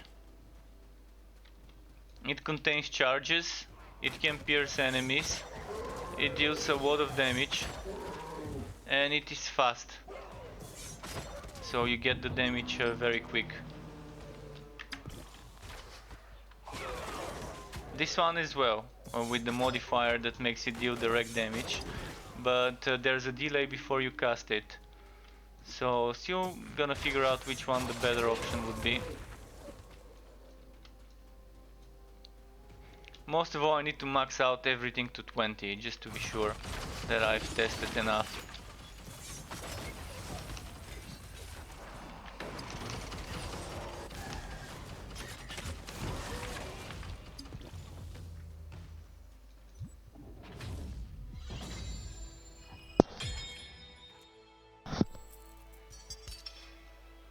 see.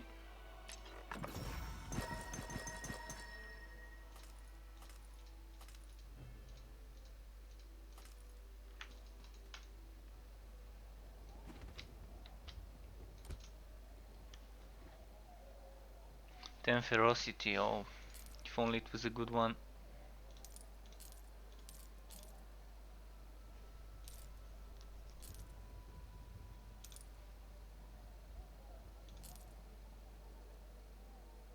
Material damage.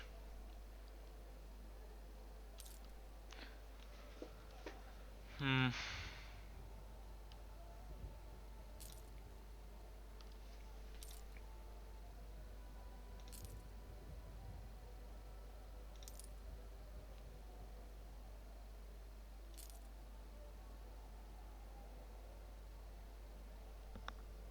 This allows me to cast Arctic Spear. It could actually work in a way, but I don't think that's what I'm looking for.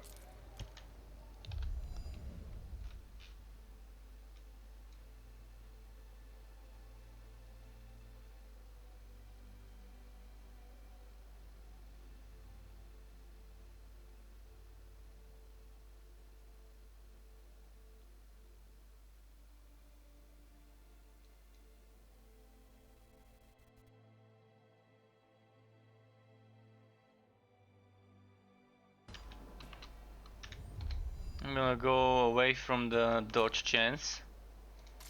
I don't think I need that dodge chance.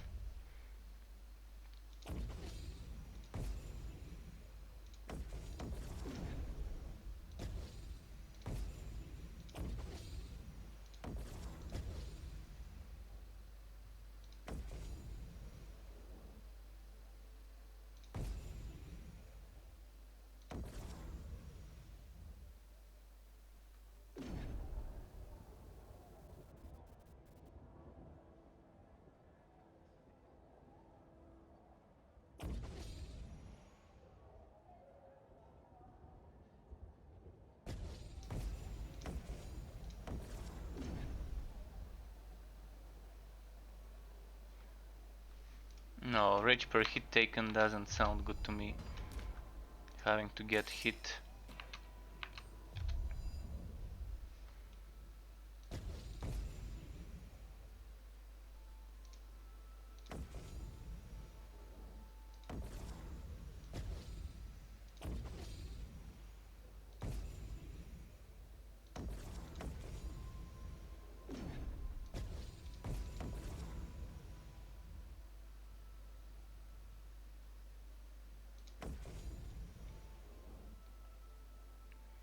Extra health and force shield won't hurt me. Extra projectiles damage.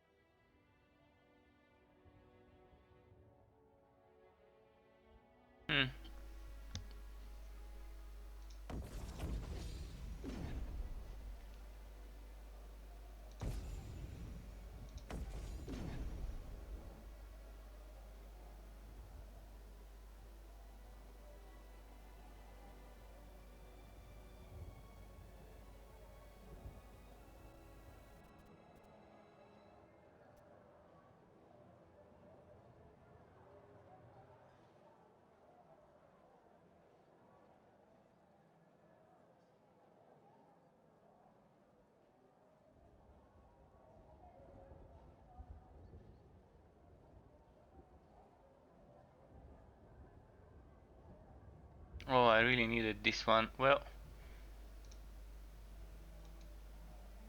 for now let's experiment without it. What to get though?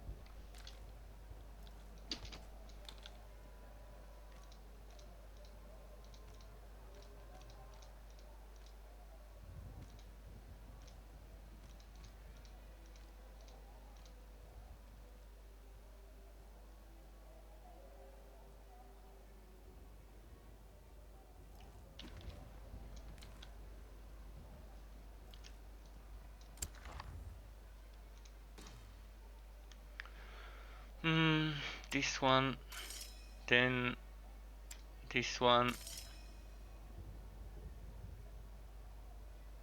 Damn.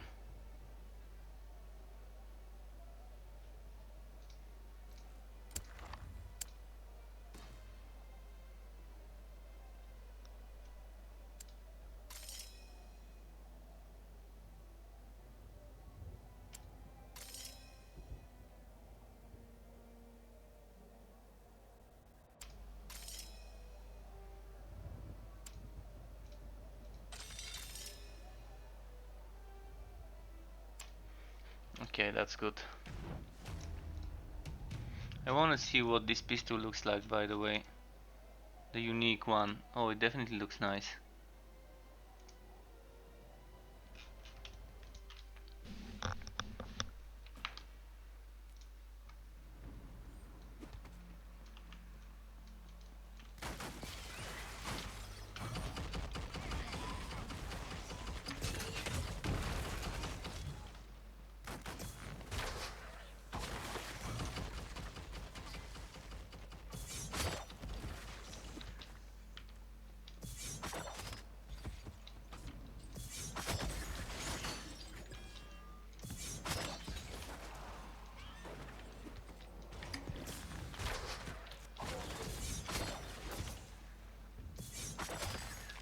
So with two projectiles, this kill definitely is nice.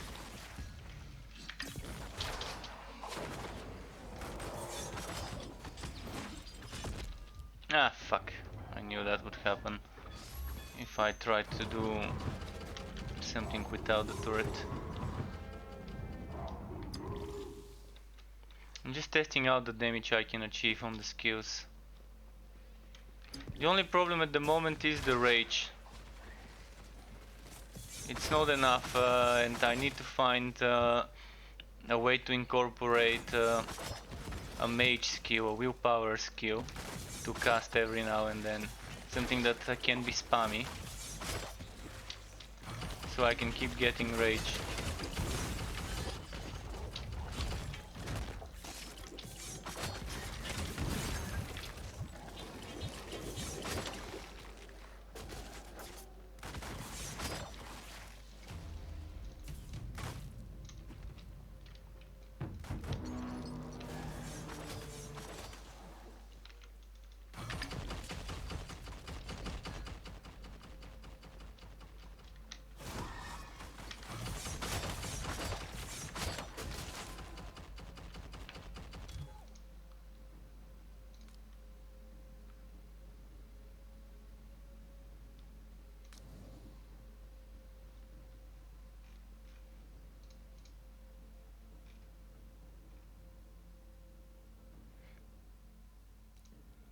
I think it's Winter's Grasp that I want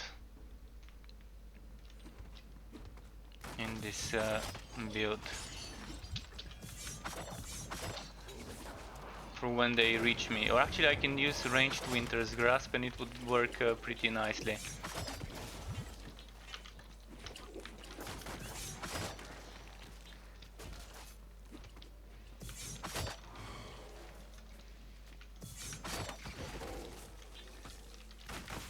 So a pistol or a bow or a dagger or a sword with good rolls and Winter's Grasp modifier. It's what I'll be after, or anything that gives me Winter's Grasp that is HP and Force Shield is what I'll be after.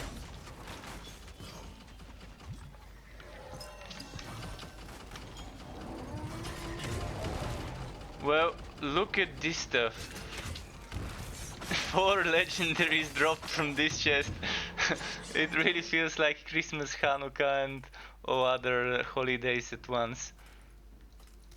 All the Christmas or winter holidays at once. Look at this stuff. Flat damage to spells, extra crit chance score, resource generation. What about this Atagan? 3 times flat damage to attacks. This probably is gonna give me better damage than with this one. Yeah, look at that damage there. And that's without counting something like this being added into the mix.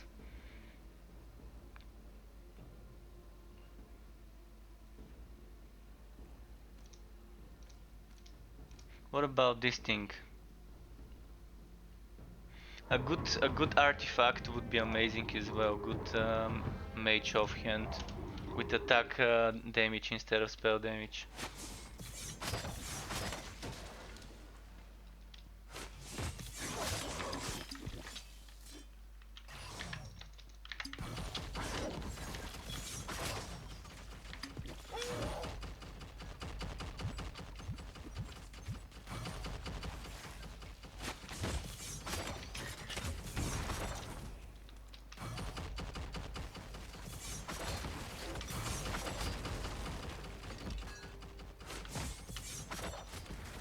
But yeah, this was a great chest, 4 legendaries from one chest, and it wasn't the end of map chest. That was the best part about it. It was one of those red cursed chests. I'm not sure what the name is. No, the black ones are cursed. The red ones might have a different name.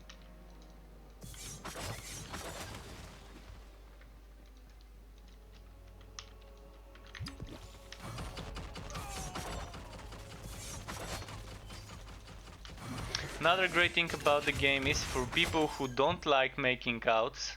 Unlike me, I actually prefer making outs. I prefer having all my builds on different characters. But for people who don't like that and who don't want to level up new characters, or while they're on their first playthrough, they can constantly swap out builds on the same character without too much penalty or whatsoever cost. The cost is very cheap to respec, so yeah, if the leveling is too slow, I would definitely be respecing before I max out my second character on the first one after the launch. And since there's gonna be wipe, I'm definitely not trying too hard right now to farm certain gear. I'm just playing what the game is giving me and experimenting with certain builds that can be made with this gear that is dropping for me.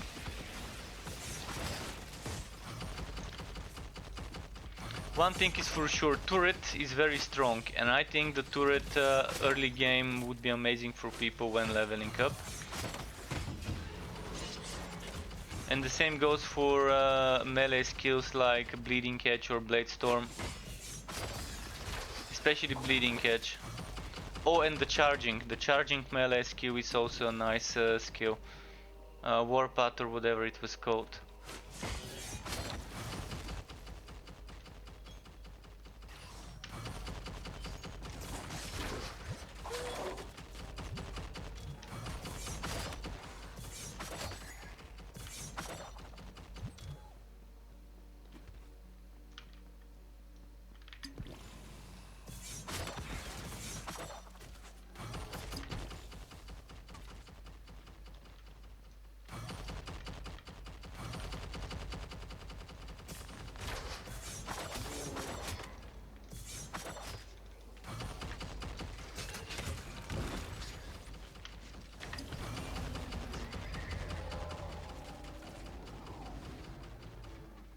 Alright, we got him.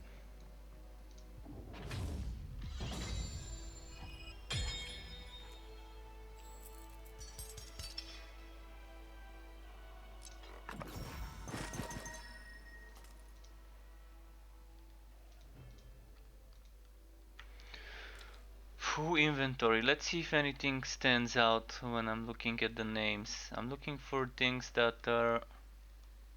What is the name of this? Oh, I don't have it right here, but I'm looking for shoulder armor with health and force shield.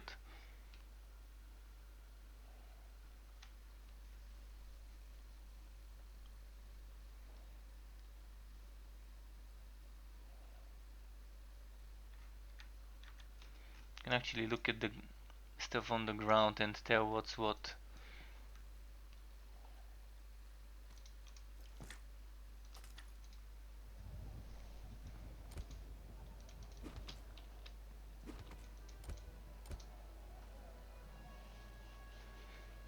So yeah, a lot of stuff dropped. This is two-handed, but I do have much better one, so I'm kind of forced to start selling legendary items. Unless someone who's watching is playing the game and needs some legendary gear. If there's such a person, do let me know. I can join your game, give you some items so you can experiment with stuff. But I'm running out of storage room until I get 300,000 to unlock this one.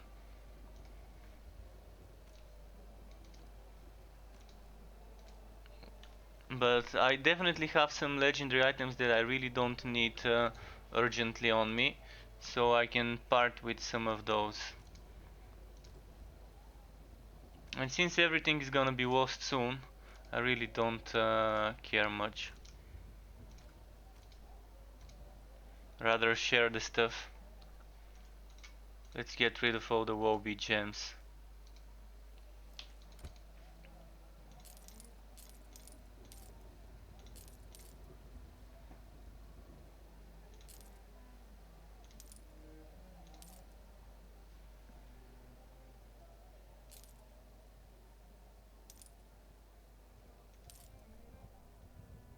Health for shield boots. Oh, ferocity. Hmm.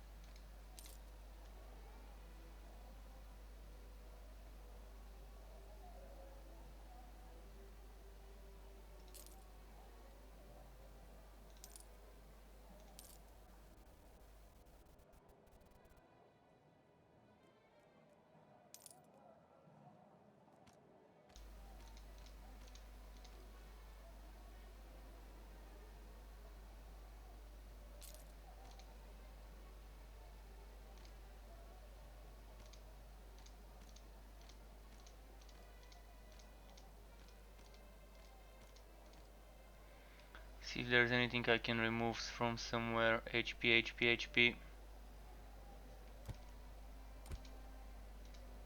Sometimes the NPC might have something okay and decent. Now I'm gonna experiment something with that sword.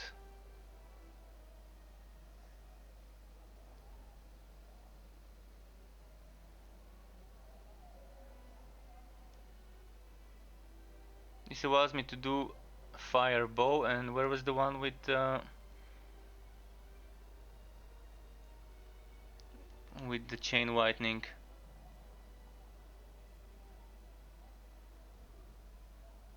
Arctic spear, no.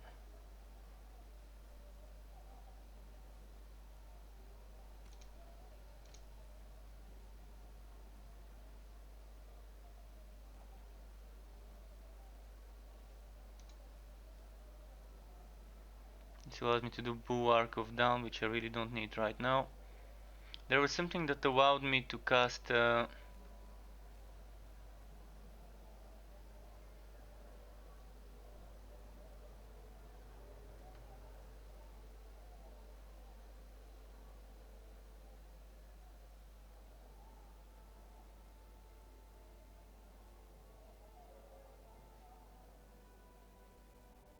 Alright, well, never mind. I'm just gonna go with this one. Oh, this is two-hander. Never mind then.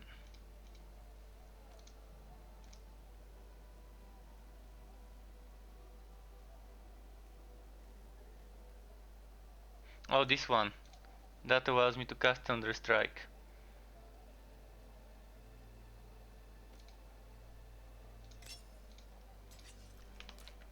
So my damage is suffering greatly,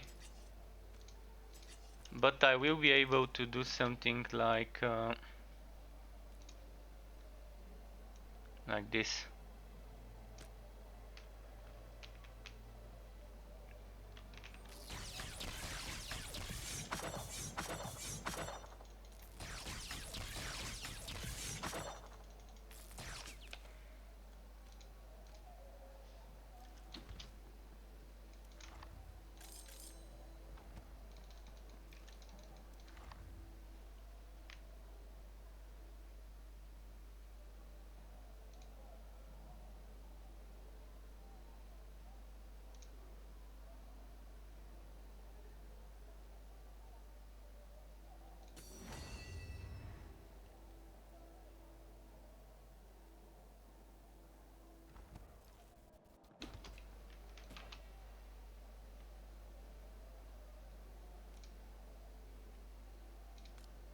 I want it to actually cost more willpower to give me more.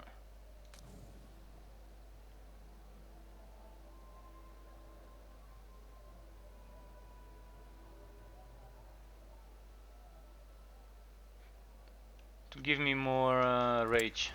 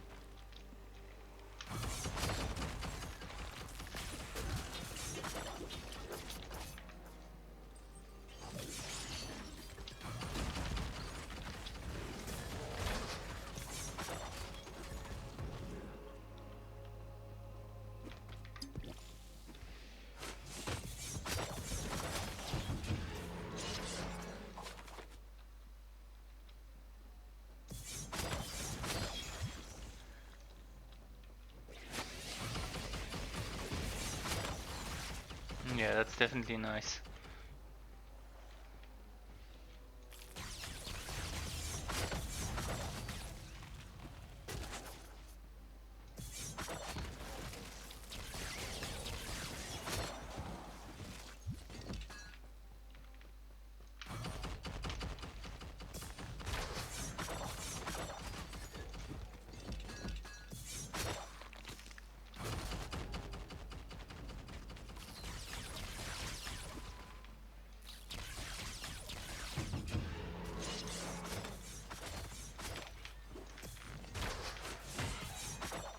Yeah, this yellow dagger losing some damage, but in the end it's giving me more versatile movements, with that Thunder Strike and being able to gain rage faster by using willpower.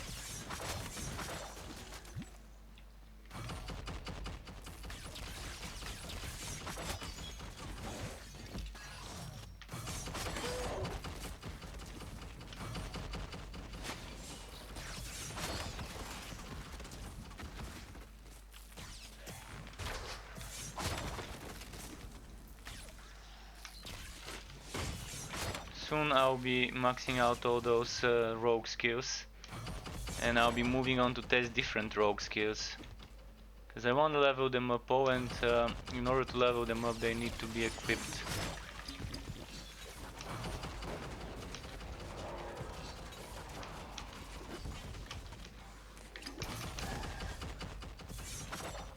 I keep forgetting to use Mark of Impurity on bosses. It is good for bosses though. It is amazing skill for bosses if you want to max out the damage, but on this difficulty I really don't need that.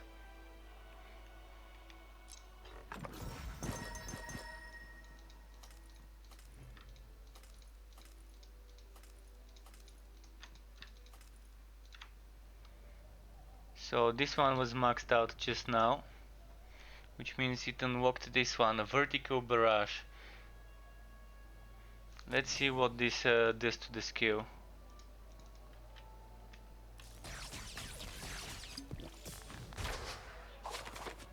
Oh! Oh! This actually seems nice.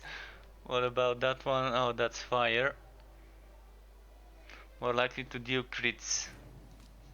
That's extra 7% crit chance for the skill. Not bad at all.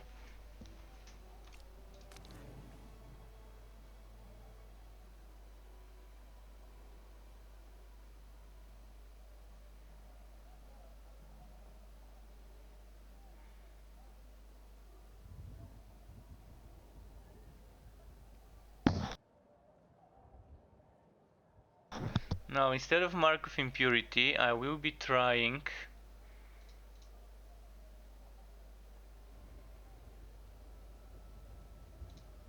to level up no,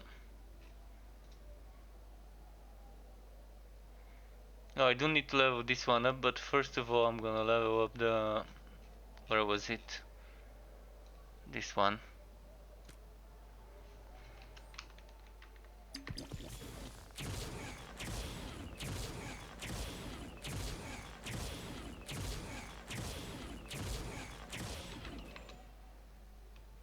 Of course with this skill you have to stand on one place, so it's very bad for endgame, I think, because on endgame you have to be moving when you're fighting enemies 20-30 levels higher than yours. You kind of can't afford to stand on in one place and keep spamming this skill.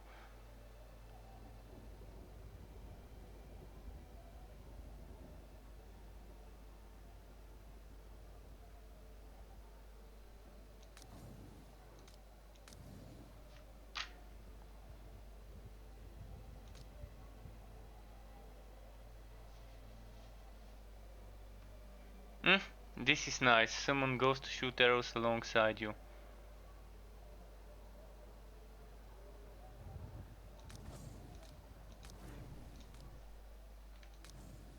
Let's try that one as a combination.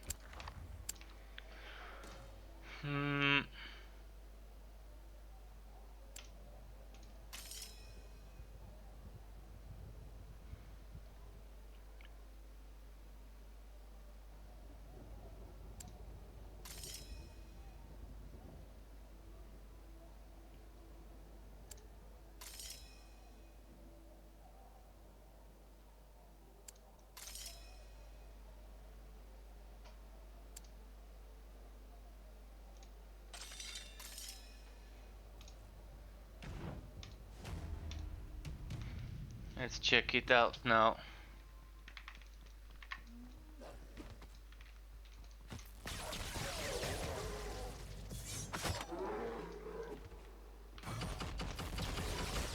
Oh wait, it's number 4, never mind.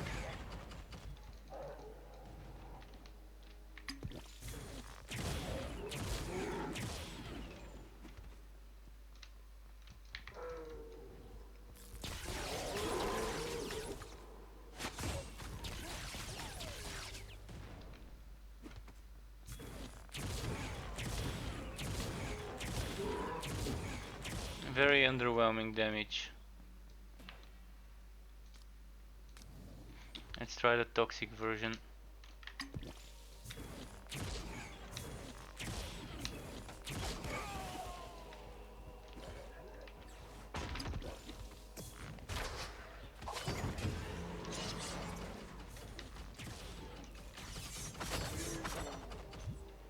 Yeah, I'm just gonna level it up to the max, but it doesn't seem like I'm gonna be using it. I'm just gonna keep it there to get it leveled up.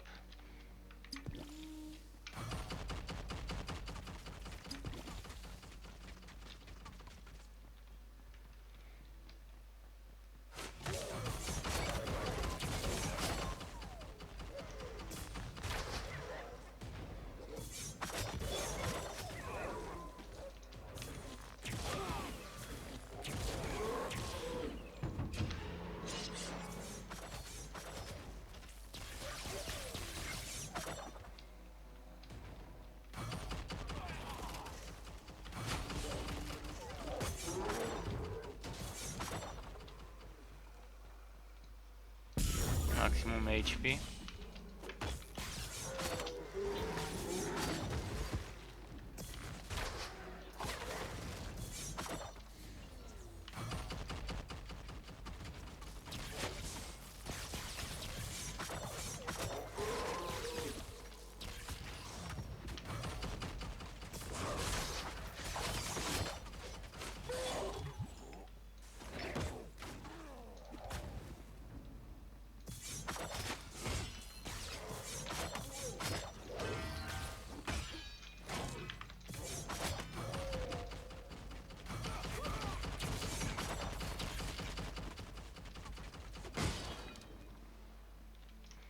Okay.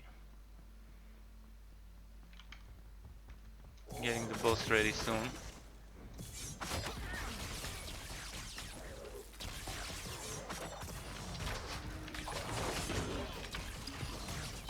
Oh no, no, no.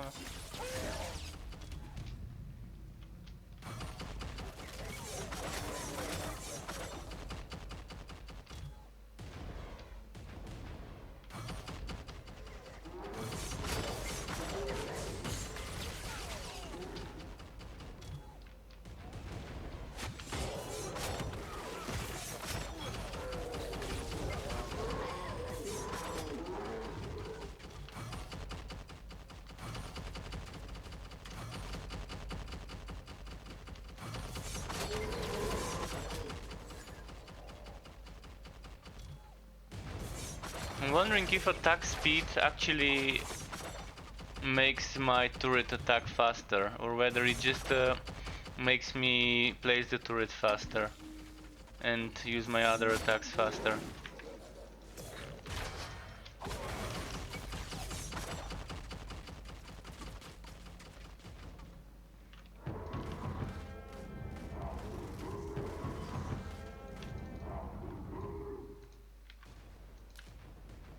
I also want to check something. 904. 904, and if I were to do this, oh yeah, definitely losing damage that way.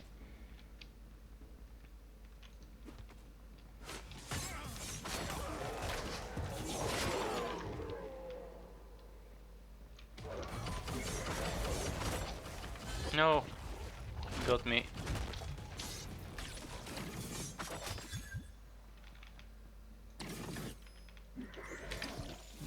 No, just when I was about to dodge.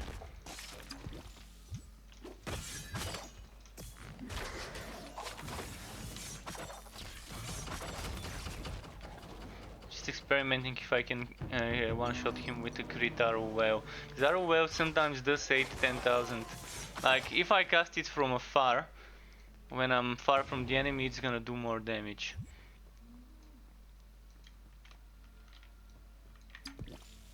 Does it say projectile? It doesn't say projectile on this skill, so it doesn't benefit from that projectile damage. But it benefits from the range based damage, so...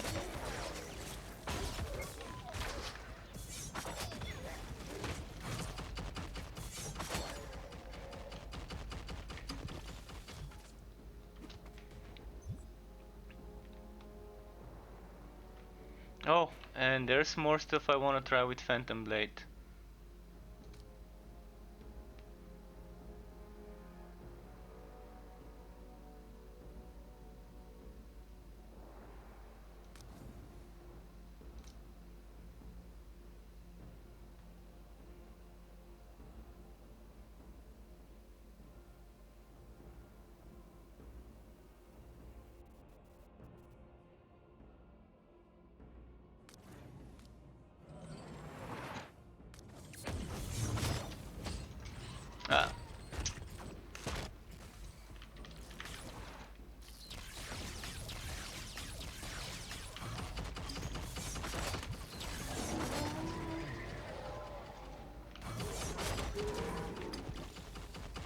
Wait, which one did I put? The boa.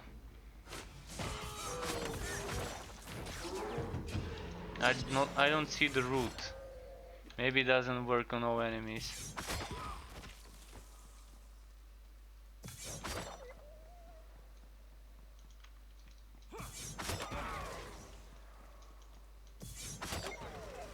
Well, I need an enemy that won't get one shot by it. This one. He did seem to not be moving, but I need to do it while they're moving to see if it would stop, because I think this guy just stopped by himself.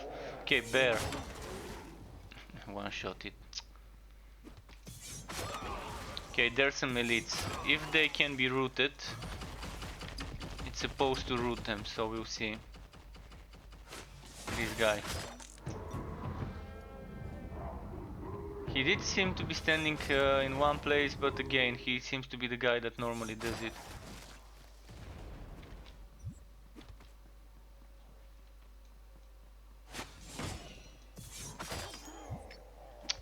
Come on, stop killing them so quickly. I need to change the difficulty a bit, just to experiment with this route. Oh, this enemy, can I root it? No.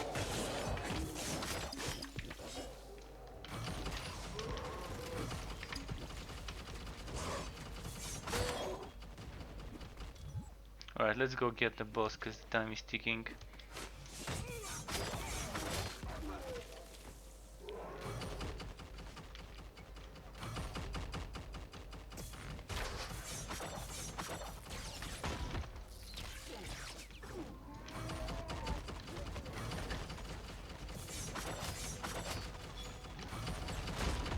Definitely can't root many enemies, so changing to toxic to see how it works.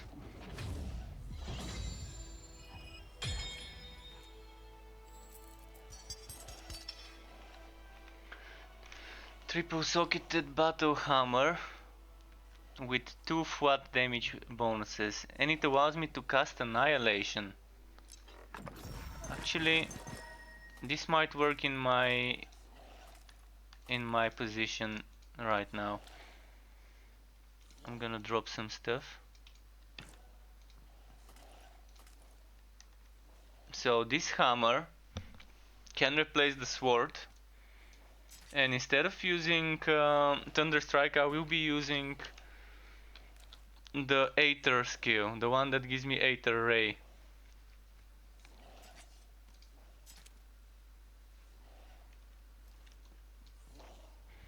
I'm gonna make it a piercing ray, maybe, we'll see.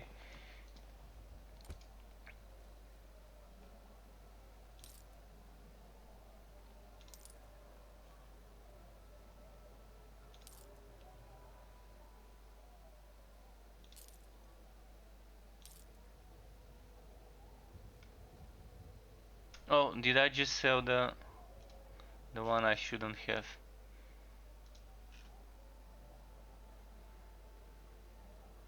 Aether jump, oh, I need that. So those two should not be sold. This is actually pretty nice for a yellow ring. This might also be nice, 113 force shield on a ring.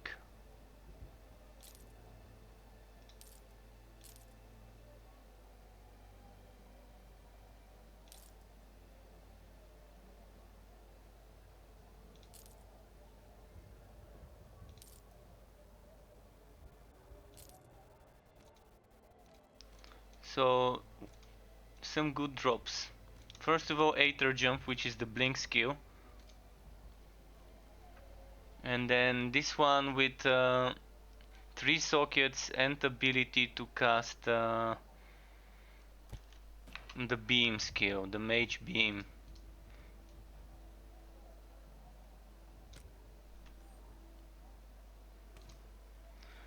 Now I need gems though. I need shadow damage or Aether damage. So those gems from here will be put to good use. From the two-handed hammer to the one-handed.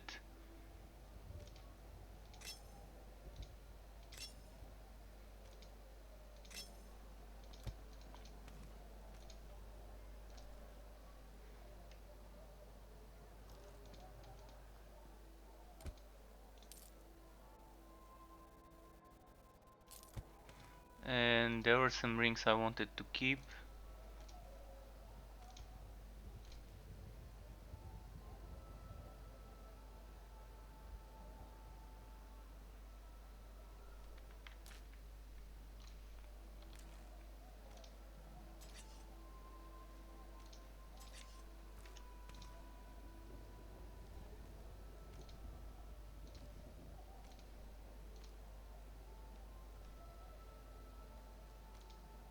So now will be an interesting experiment. I just find a gem for this dude, for this sword dagger. It's gonna be a fun experiment to see which one works best for the setup I'm using.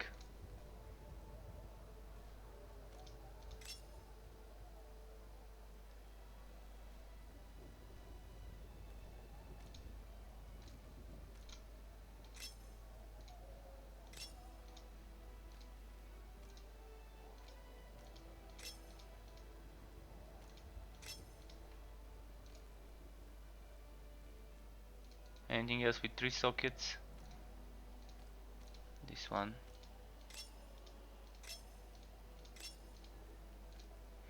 Okay, now this is great because this skill, in other games you don't have such an option. Depending on where my cursor is, how far from me my cursor is, depending on that, my beam kind of splits, and you see if I move here, there, and then as I go closer to me. So that's a modifier, of course, for the skill, and this is this modifier. Grants a second beam. For now I don't think I need the second beam.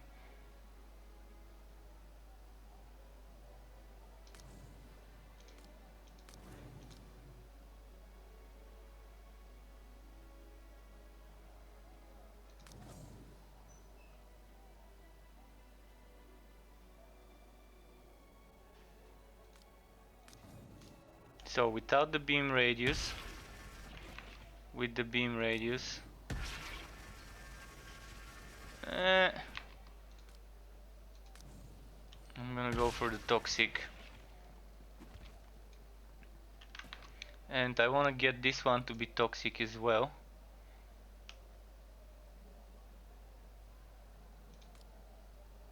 Okay, I won't be able to.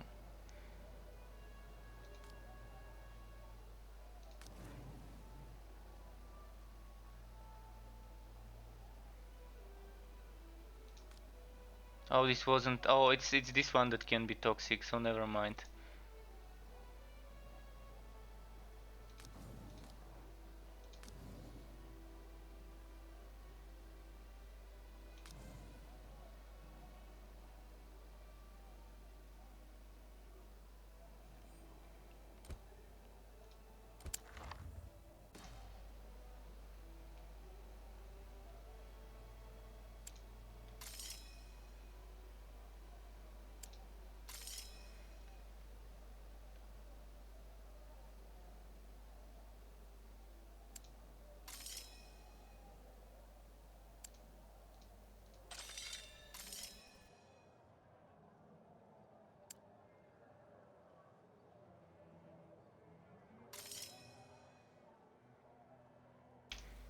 There we go.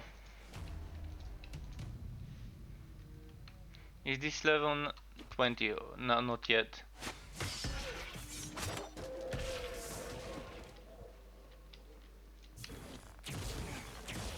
Definitely not worth it compared to this one.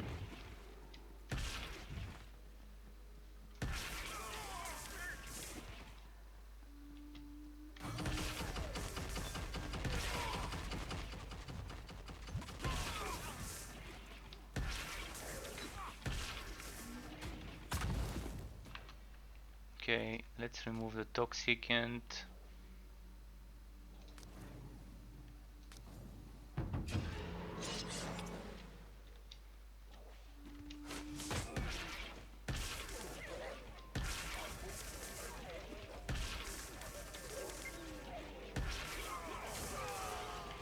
So now instead of this, I'm gonna try the blink dagger.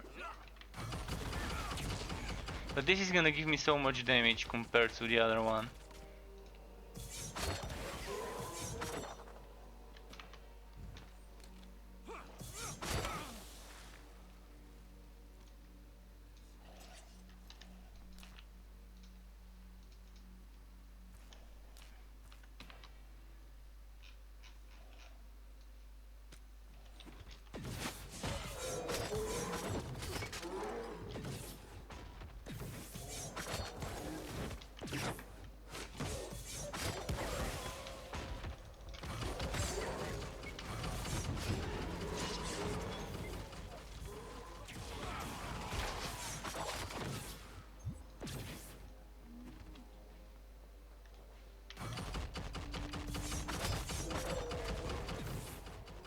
Yeah, I'm liking this with the blink. Oh, kind of went where I shouldn't. With the blink, right into the assassin.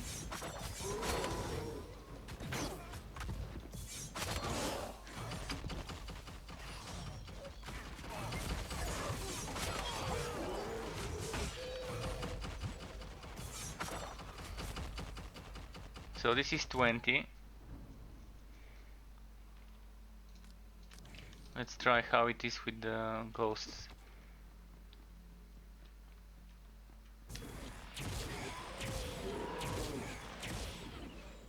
The damage is so low though. This is severely underpowered skill.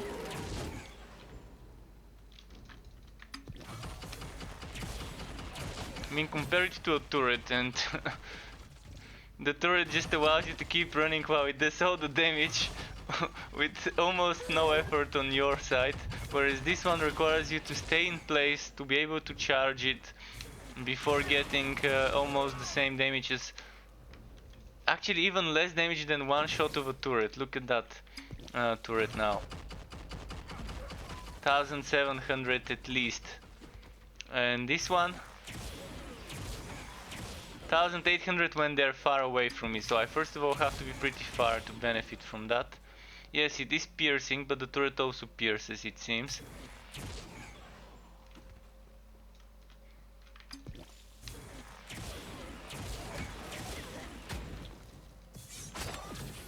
And when I compare it to something like this or something like this, this was 2.2 without the crit, so probably 6,000-7,000 with the crit.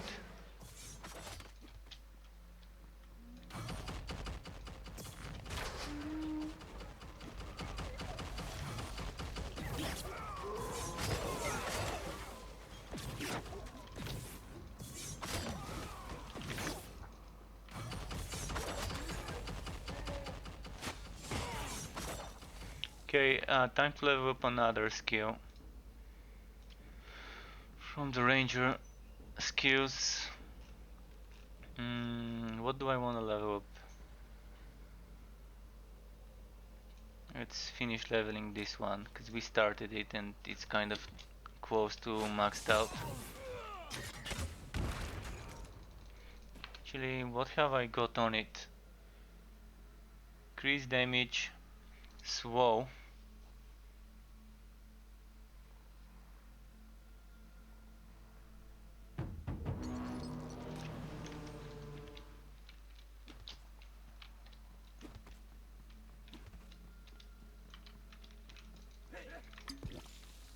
Let's play a bit with that.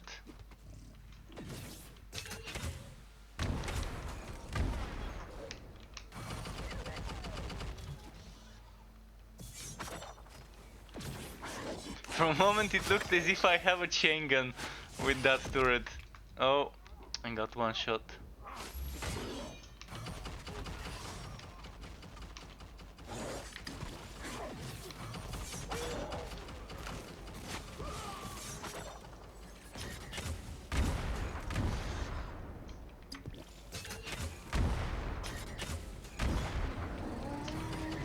Wait, how many did I shoot? I need to see this from somewhere where I can see the number. Seemed like 4 projectiles.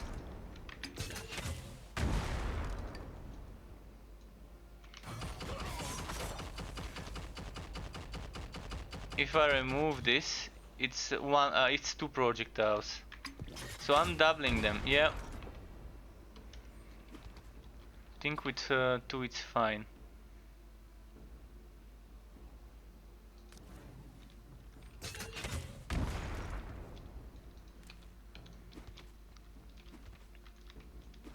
So the minimum range is shorter now, meaning I can cast it on enemies close to me.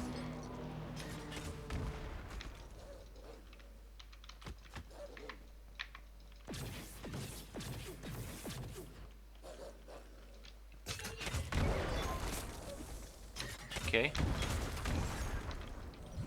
This uses a lot of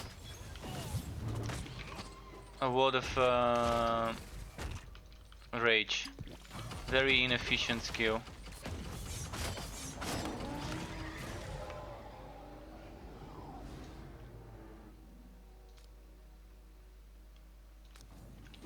Let's check the rend damage, how it will work.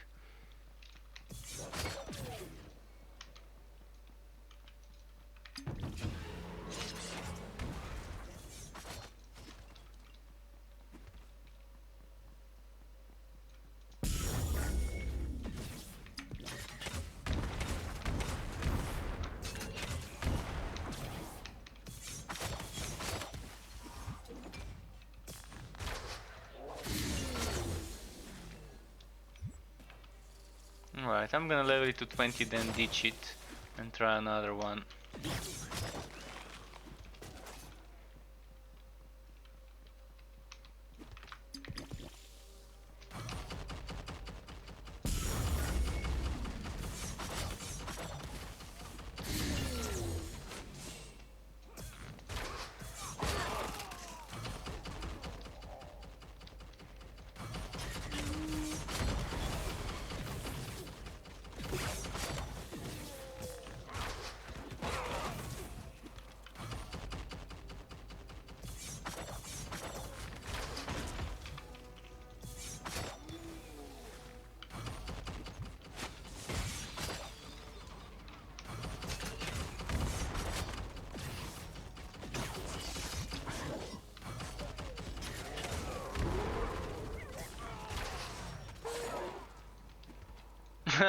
He died with his hands up. That was a very nice way for him to die.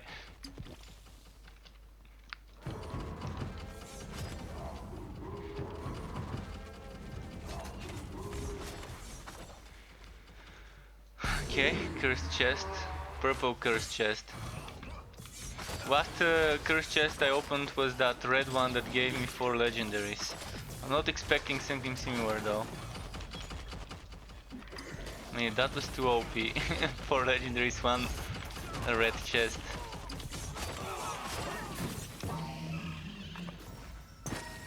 Ah! He caught me again. Damn, he keeps doing that.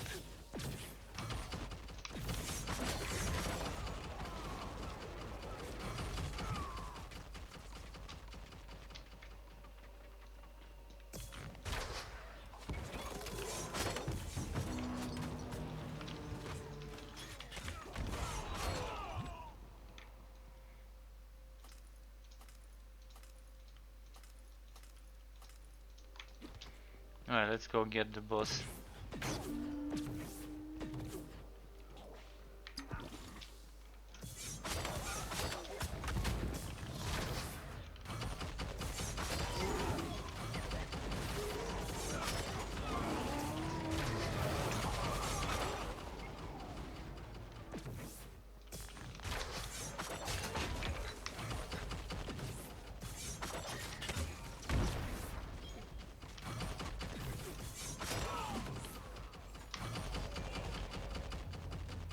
I'm loving this yellow item. I mean, I hope I find another one that gives me Aether Jump. Like, if this had Aether Jump instead of Annihilation, it would have been great.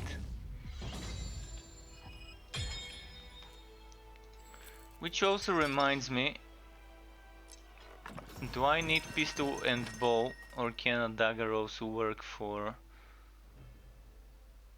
this skill? Dagger, bow, pistol. This is only with bows and pistols. Oh. Otherwise I would have just kept the dagger here and used this one instead of the pistol for more overall DPS. Let's see this Omnistar amulet. 7 to 0 attributes. Flat damage to attacks. Flat damage to spells. Material damage percent. Okay. It still won't beat my current one, but it's gonna give me extra HP and extra crit damage.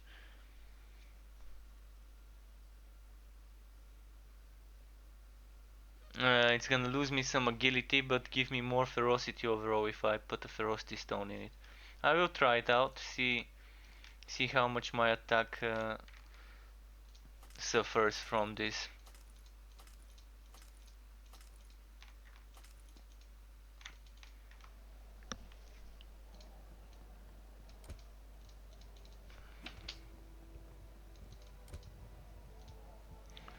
So let's try and not sell something with good modifiers.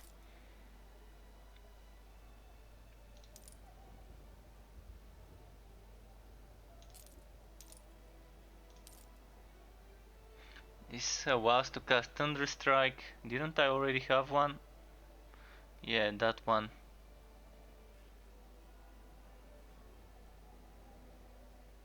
Rend damage on attacks. Look at this number, 2849. I definitely want an amazing dagger with something like this. I think I can sell this one. I'm just gonna keep the gem, because this one would be better overall. It gives me more crit hit damage and it gives me more flat damage instead of percent, and it's rent instead of elemental.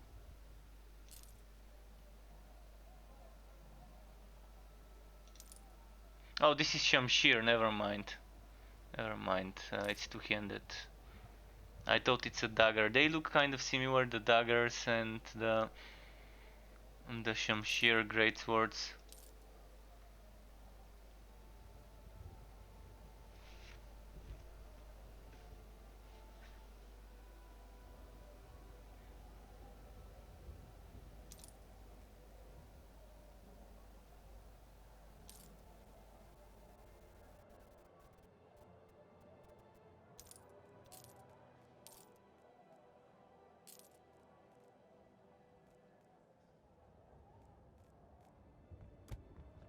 Let's go sell those Eniracts. So this got maxed out. Not sure why I can level it up, but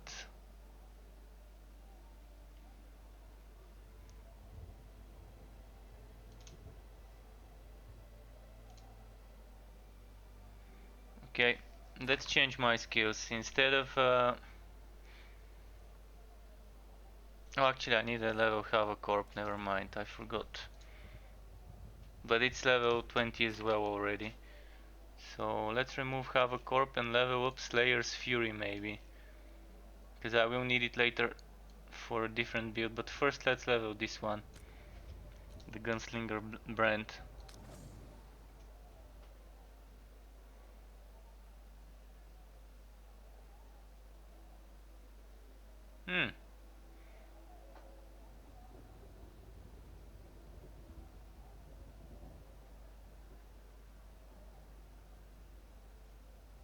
Yeah, that's interesting when leveled up.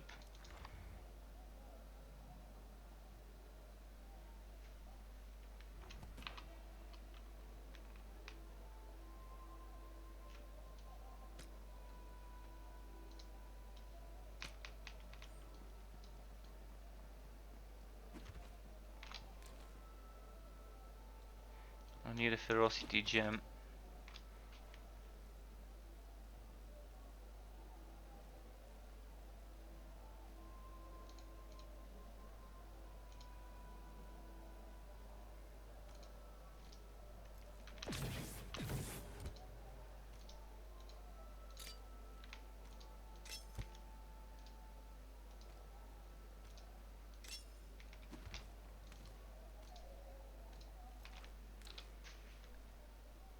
So now let's check the damage. Like around 40 average damage is lost, but my HP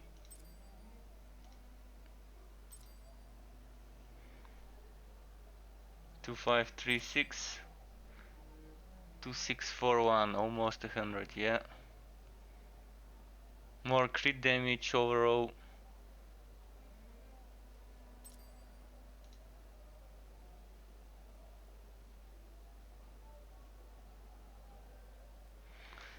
Think it's worth it.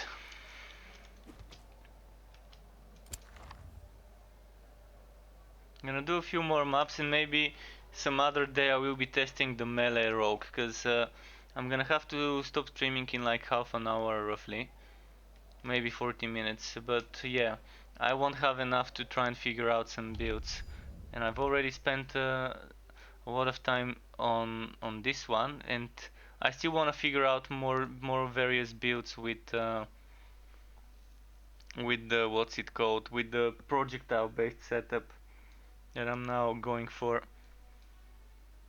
I want to figure out this one, maybe a build with that one.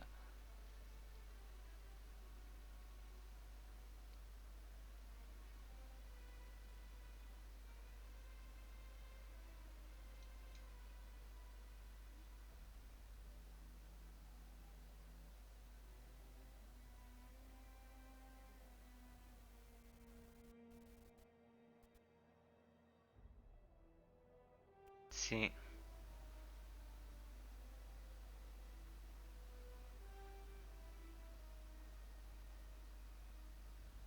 This is nice. If I cast a spell,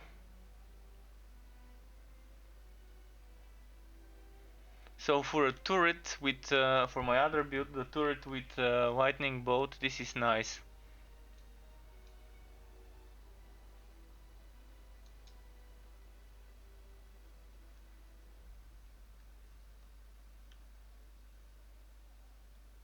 This is nice for an ailment setup.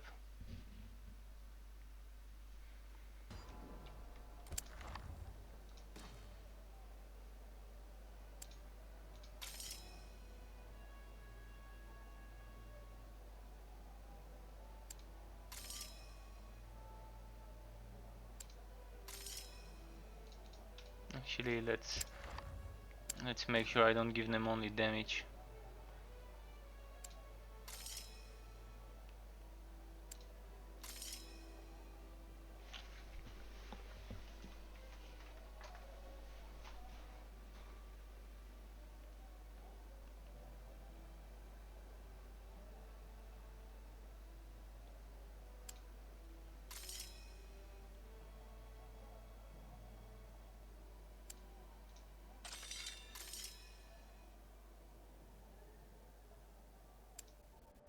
Cursed is nice because uh, it kind of is good for solo, because you can see what curse do if anyone's wondering. Cursed is this. It may spread to enemy to other targets, to like if I get cursed, it can spread to my allies, but since I don't have any,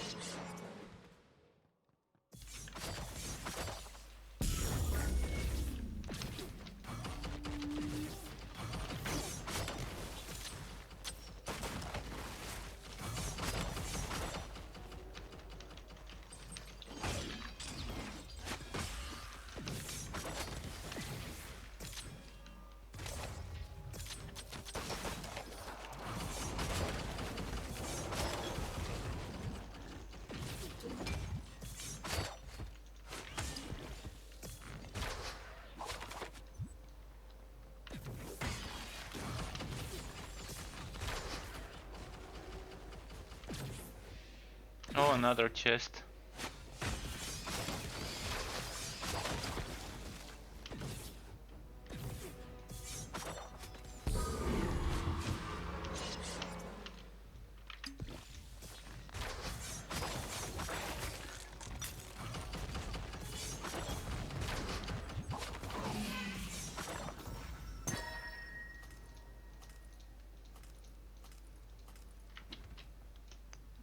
Okay, Gunslinger's brand got some boosts.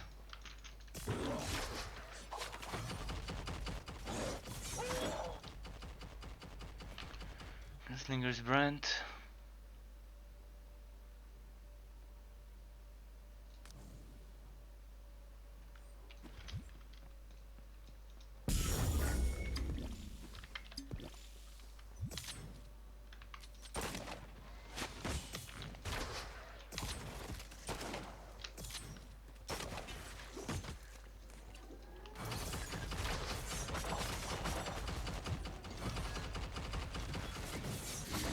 Yeah, I'm experimenting at the moment to think what this skill can do. Oh, I see. I have to select different targets.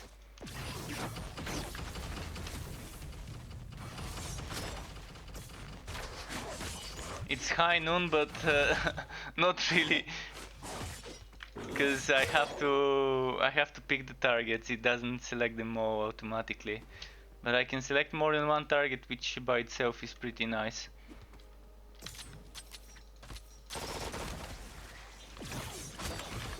Very interesting skill. I'm loving that mechanic.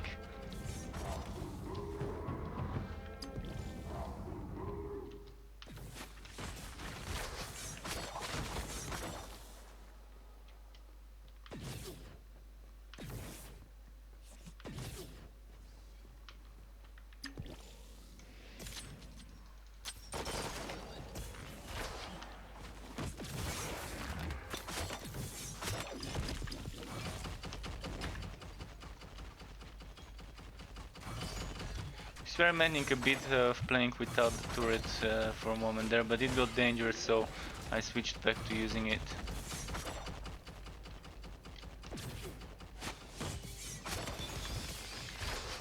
But I think from the new skills that were introduced with content update 2, the turret is probably the strongest one from those 5 new skills. Because it gives you a lot of damage for less effort, and it allows you to keep moving around while the turret finishes off the bosses. So if I were to try and push harder difficulty with this setup, only because I have a turret, I would be able to. I'm actually gonna try it after this one to push to try and reach champion maybe.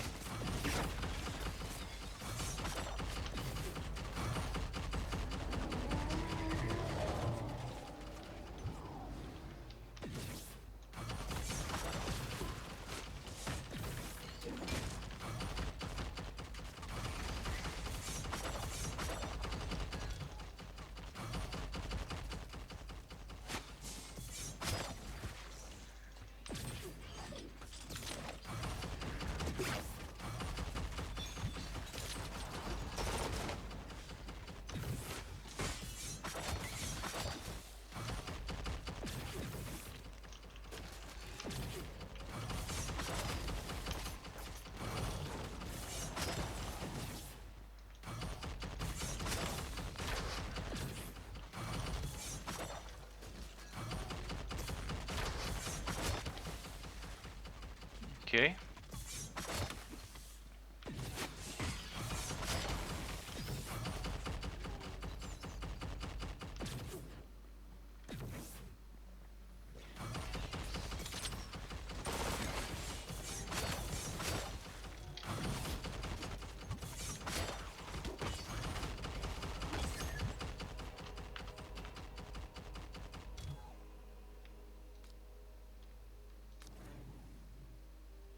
Where do I see the number of targets?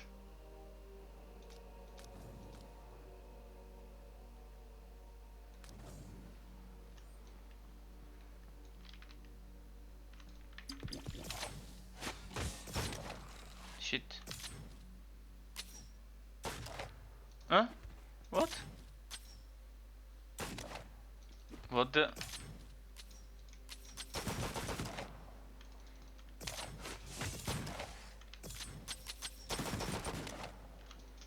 Wow, this guy is immune to projectiles maybe, I don't know.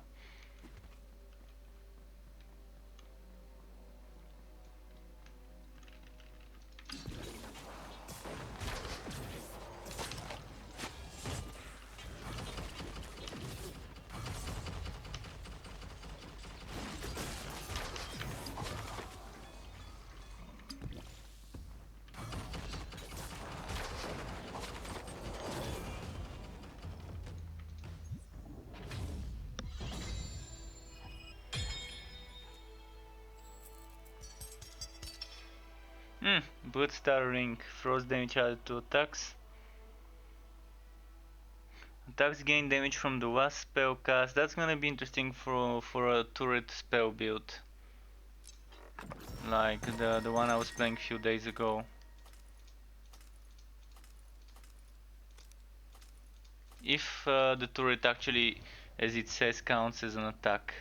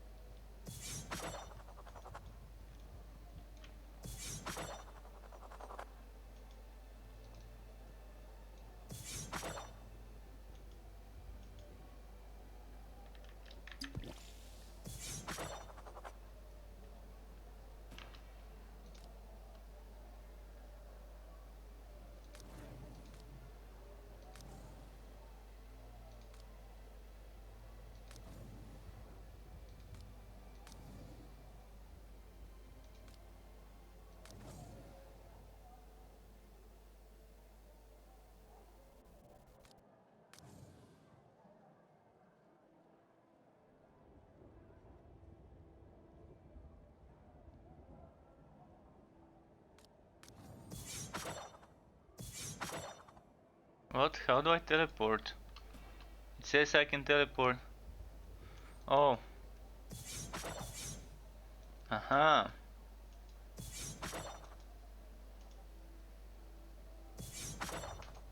Eh, come on, I recast it.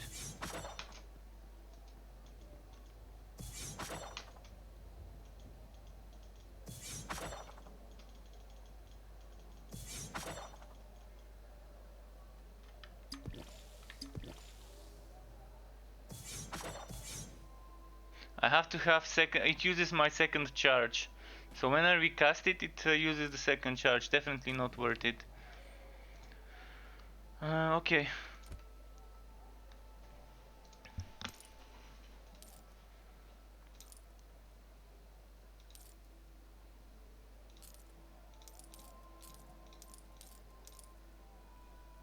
Wait, what did I just sell? Never mind.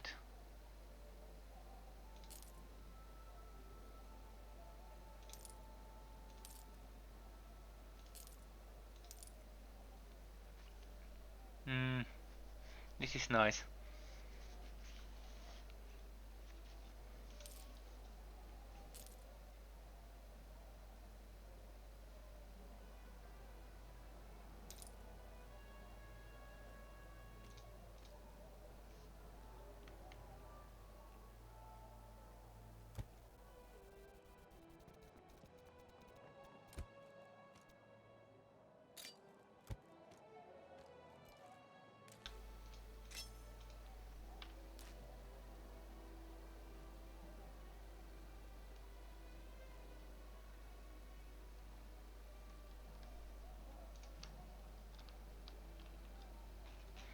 see the damage. Definitely lower.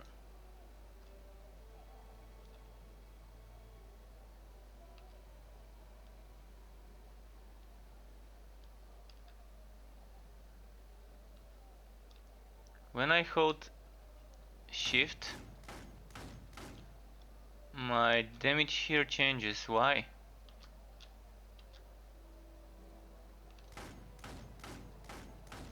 Because it only uses the pistol, I think.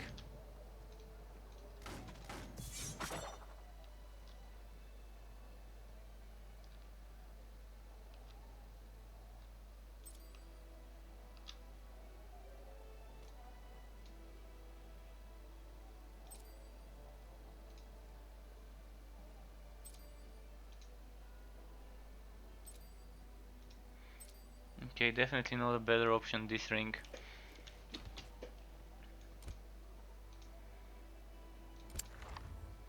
So let's try and push. I'm not even gonna do modifiers, I'm just gonna do it like that.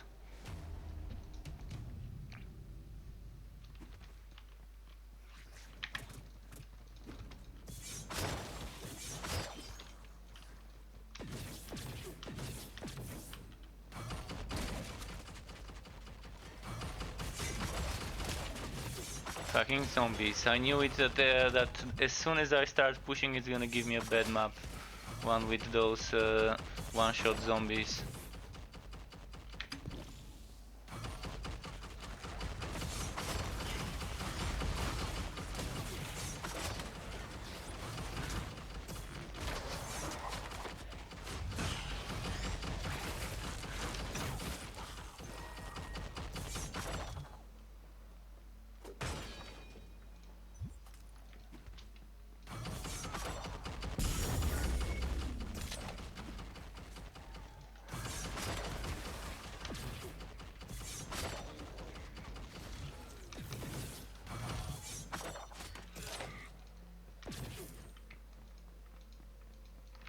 And there's something with the turret, sometimes it appears and disappears immediately after I cast it.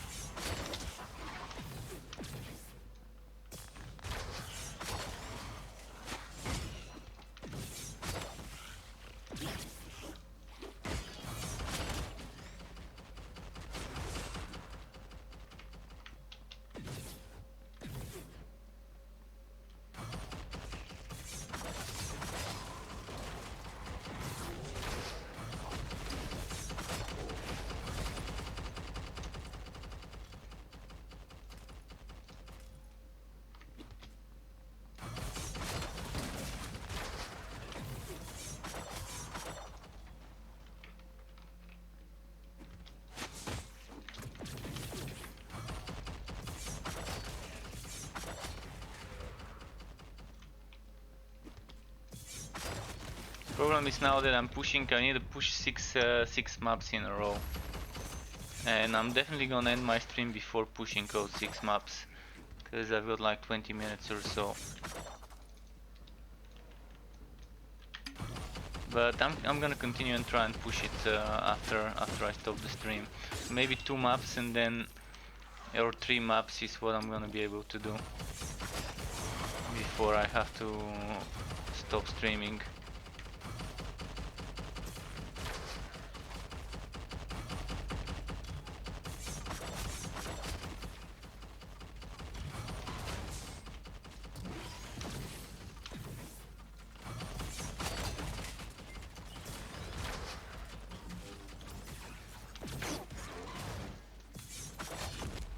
Ah, fuck.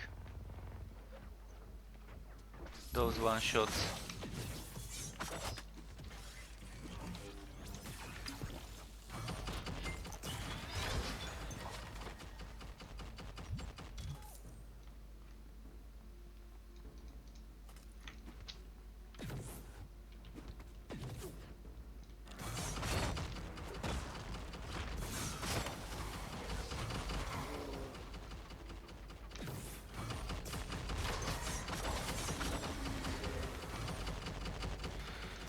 Okay.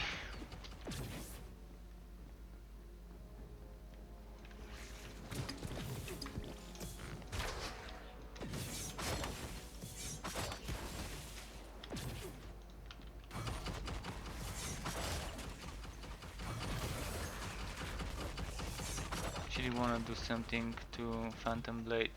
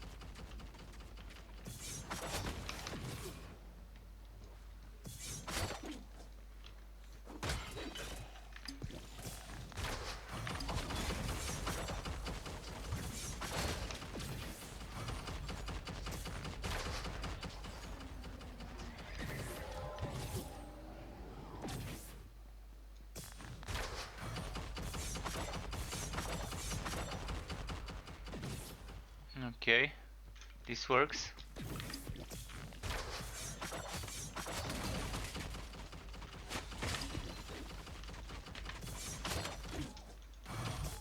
So the way I'm playing it now would work with pistols, bows, anything, as long as you have something that gives you Aether jump for that extra mobility and extra optional transfer between willpower and rage. When you need rage, I think it's a great option. Shit. Yeah, I saw this one shot coming.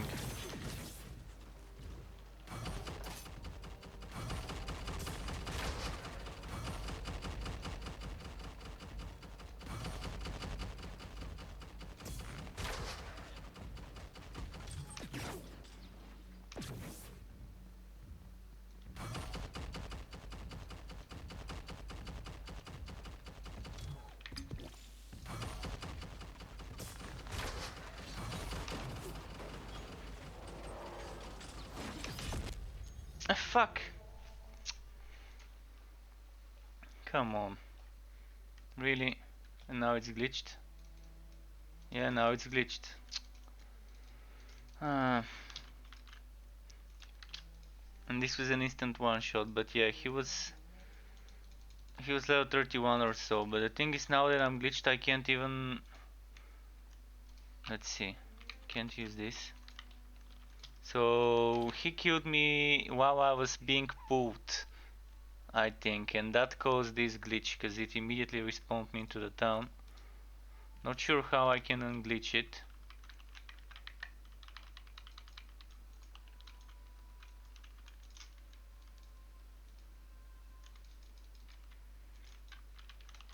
Yeah, I can't unglitch this.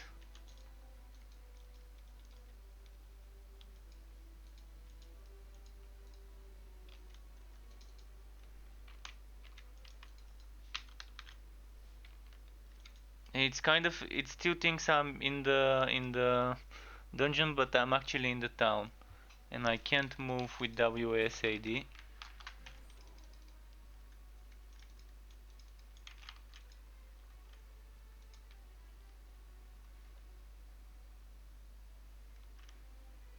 So there's only one thing I can do.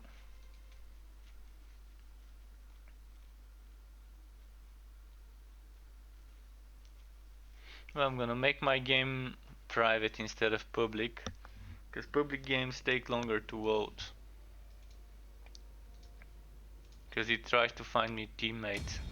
It never finds me teammates anyway, so might as well not ask it to.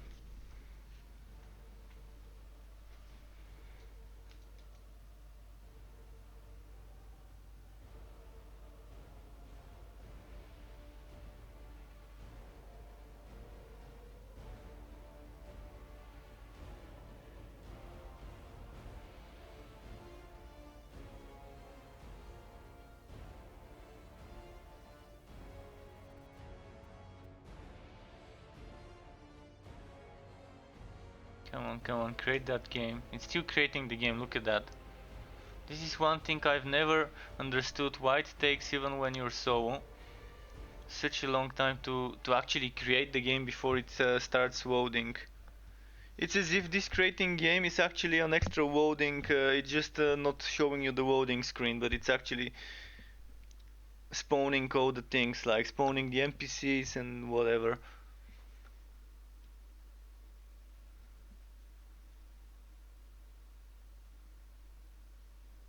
It did skip the searching for group though, and immediately started creating the game. Supposedly, with some of the things they changed with content update 2 and some of the hotfixes, SSDs can load 50% faster.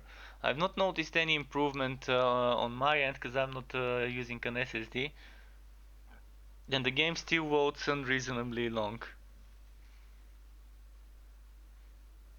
for the initial first load. Everything else afterwards does seem to be loading kind of fast, but the initial first load is kind of very bad.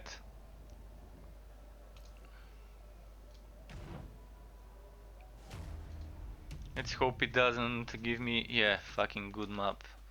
This is what I like to see. Good maps. If only I could have 6 maps in a row being this one.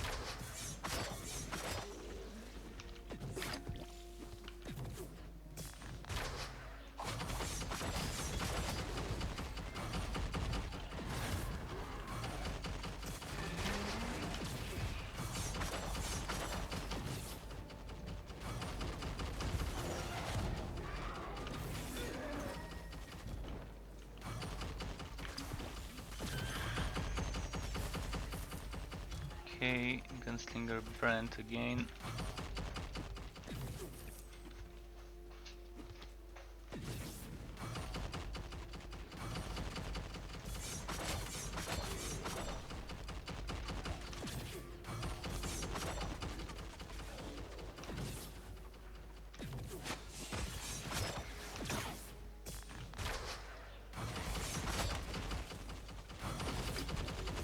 What level are those enemies? Level 39 enemies, okay. And I'm level 20.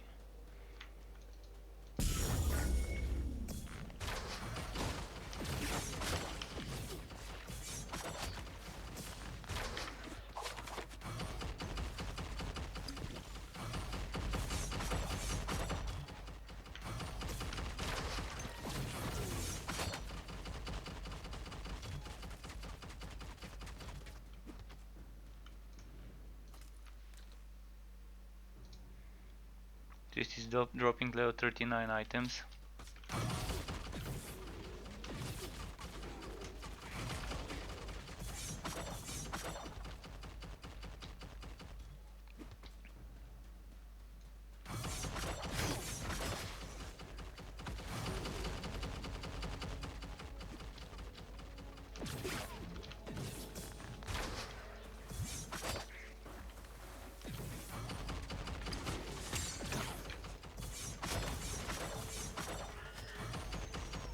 Taking it slow.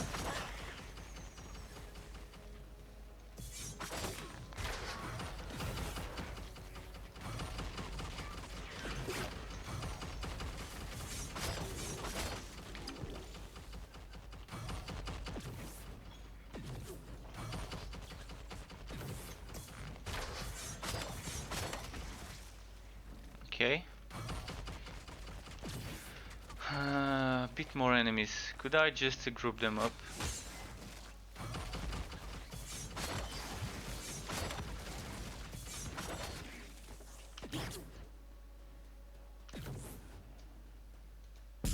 Whoa, life leech, this is nice. Especially if the turret can apply life leech. But most things can one-shot me when it comes to bosses and stuff. So life leech won't help on those.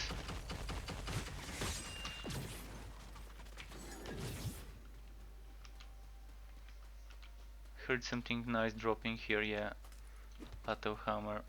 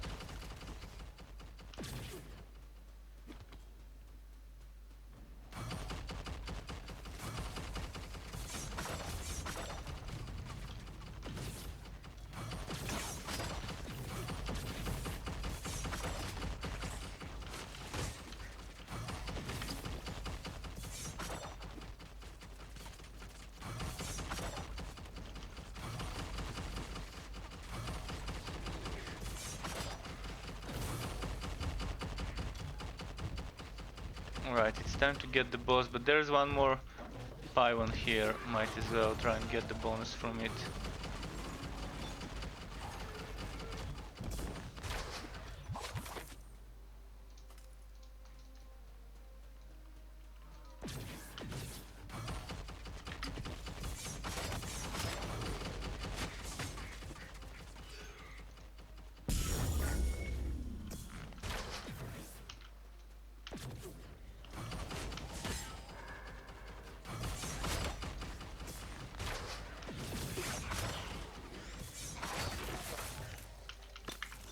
Oh, this one's heavy.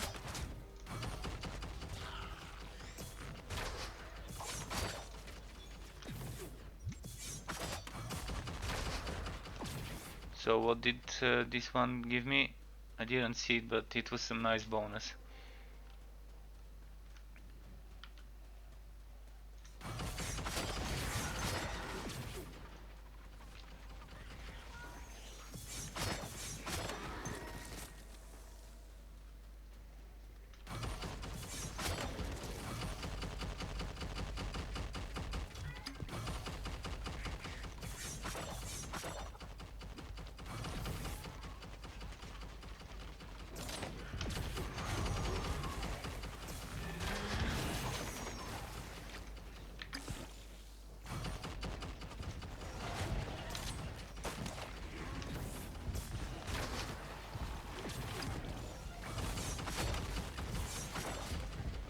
Okay, there's two elites here.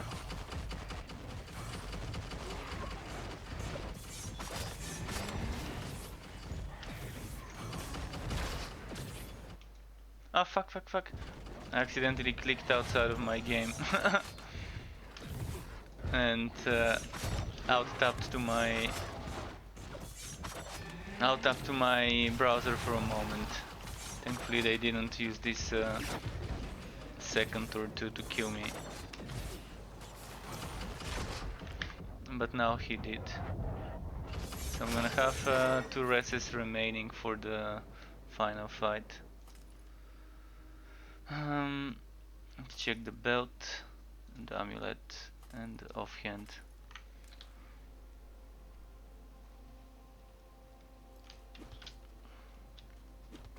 I'm not sure where the boss is supposed to be.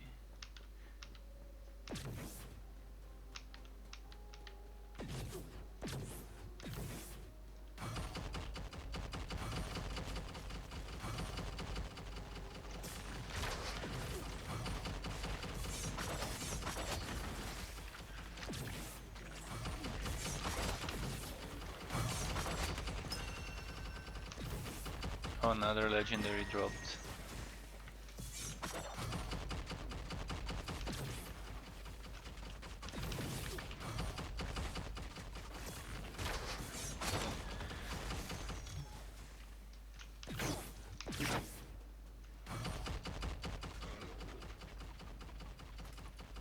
What's this battle hammer?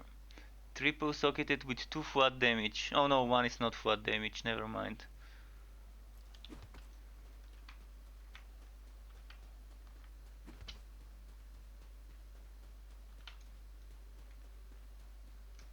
Let's pick up those, I wanna see them.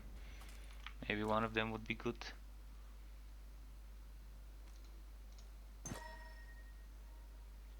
Two times flat damage.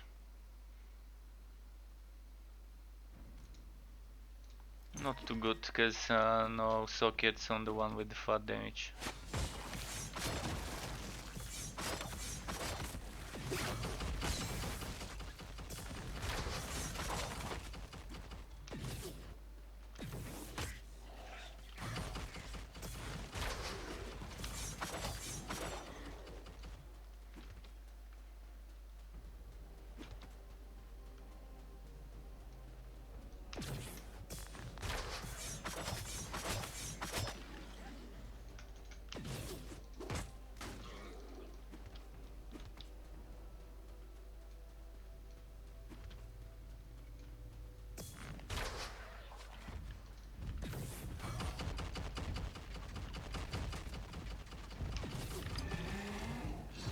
Oh, not the butcher guy. Fuck.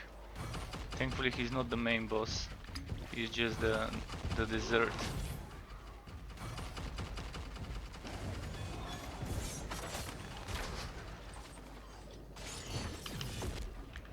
Cause yeah, these guys are in instant one shot whenever he deals that skill.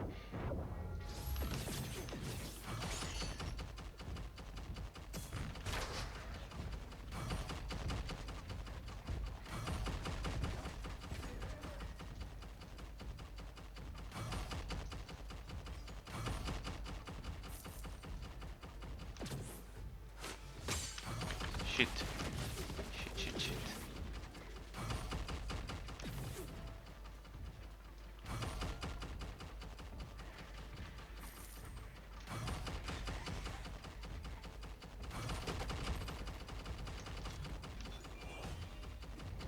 Right, we got him.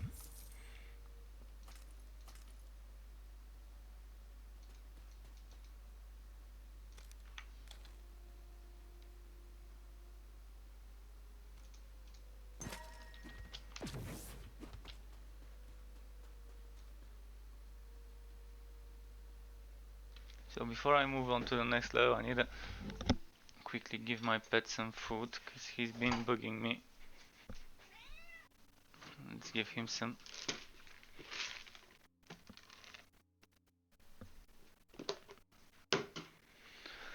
Okay, now let's go to the next level and see how difficult it would be there.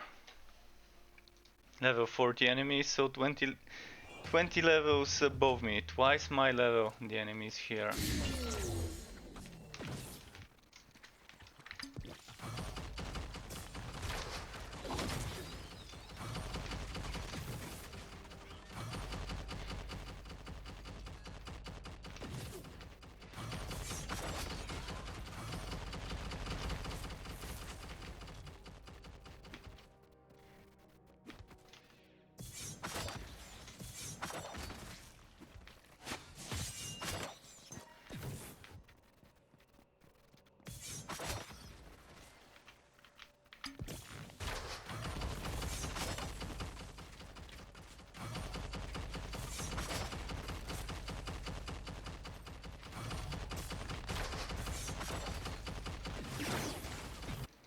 Ah shit, I keep clicking outside of my game.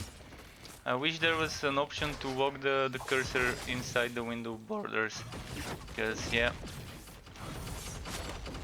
it's kind of annoying if I keep doing that.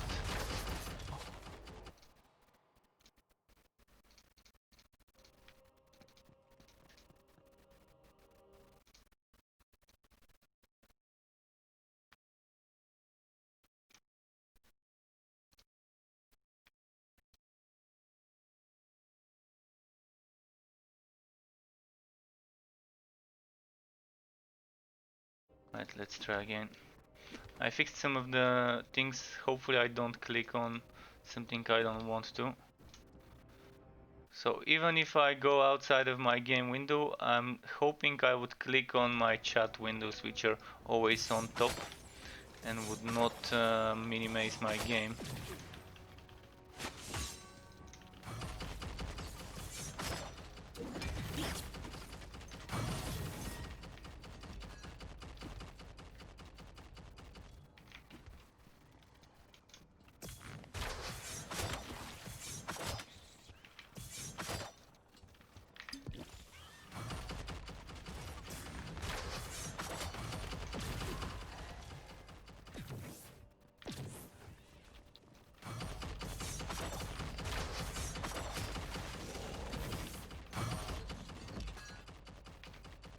Let's get that ring.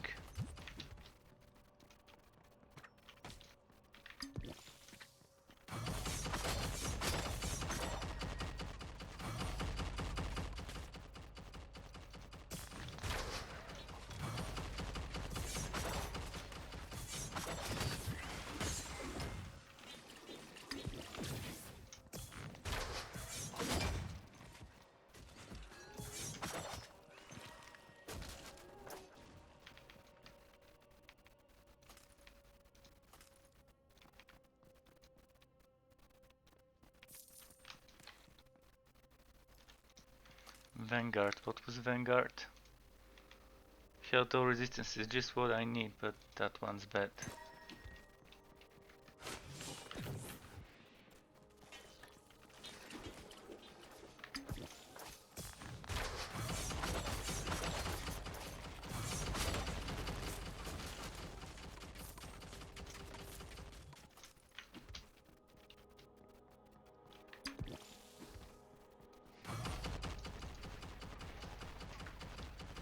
So I had to switch my heater on. So I was AFK for a second. So what's this one? Oh, 25% damage. I'm loving this.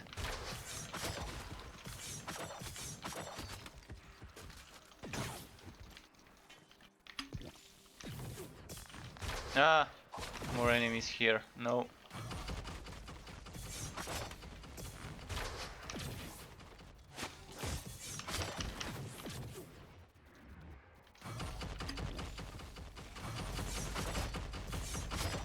But the turret definitely is the cheese skill. You can just use the turret and bit by bit, even if it doesn't do that much damage, eventually it ends up killing stuff. Was there anything good to drop there?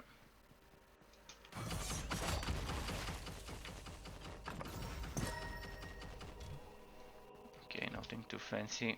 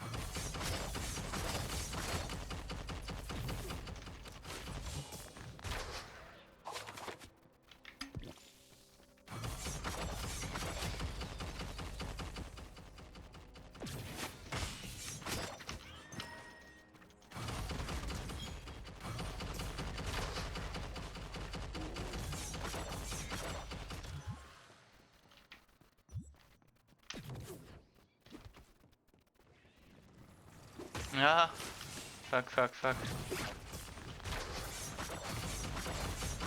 Those ambushes.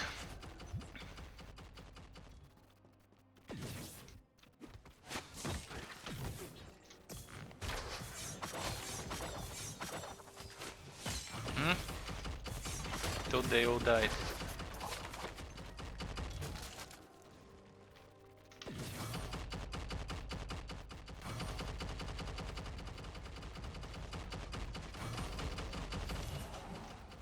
Ah, shit, one of those guys that can pull me.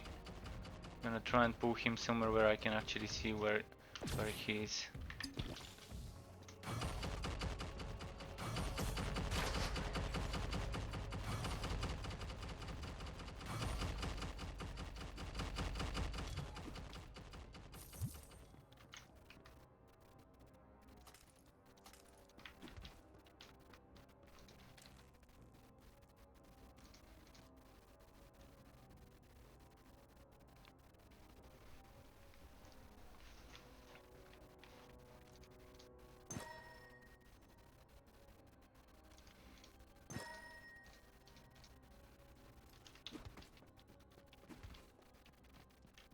I'm assuming the boss would be somewhere there.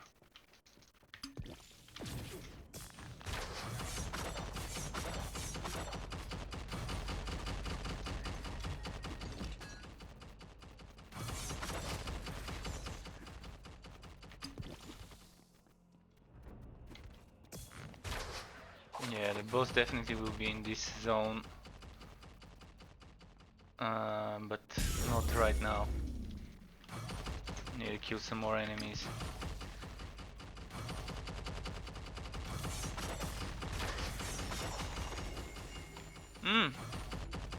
Unique one-handed hammer.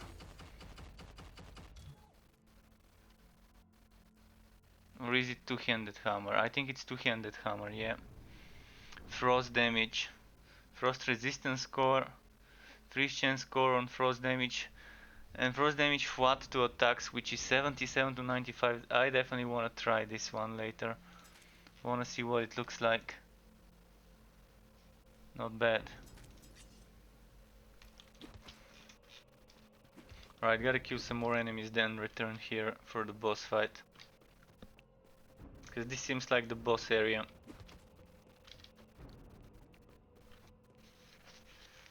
Let's see, there should be a few more here.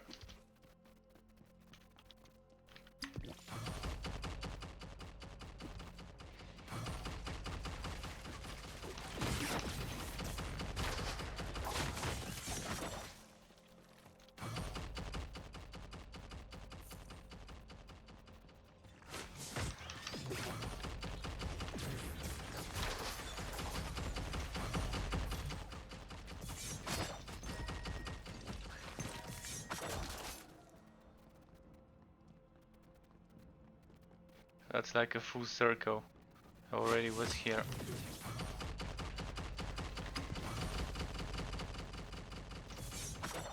Few more, like 10-20 enemies more, and that should be the final group before the boss summons.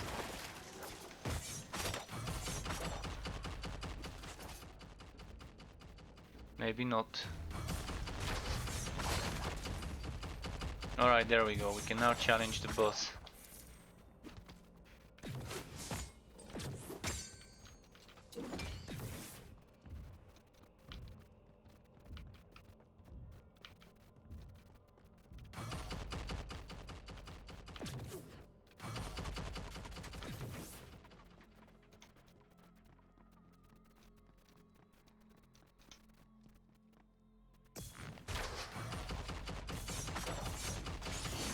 Oh, not this fucking guy.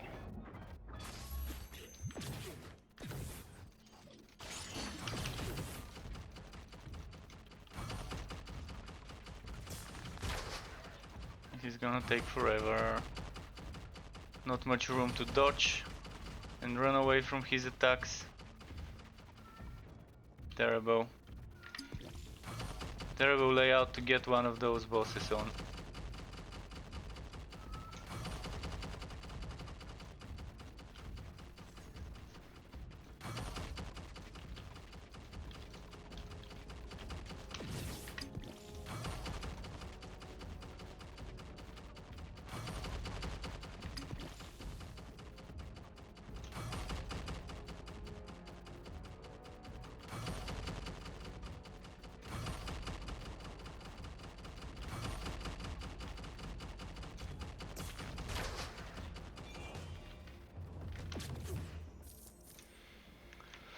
Okay, I'm gonna stop voting anything that's not unique or legendary.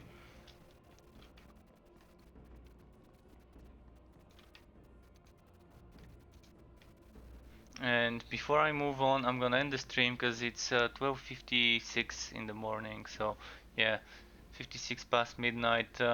Thanks everyone for watching. I'm gonna be streaming more Wolcen soon. I'm not sure whether it's gonna be tomorrow or in a few days, but I definitely will be streaming Wolcen more often before the game launches.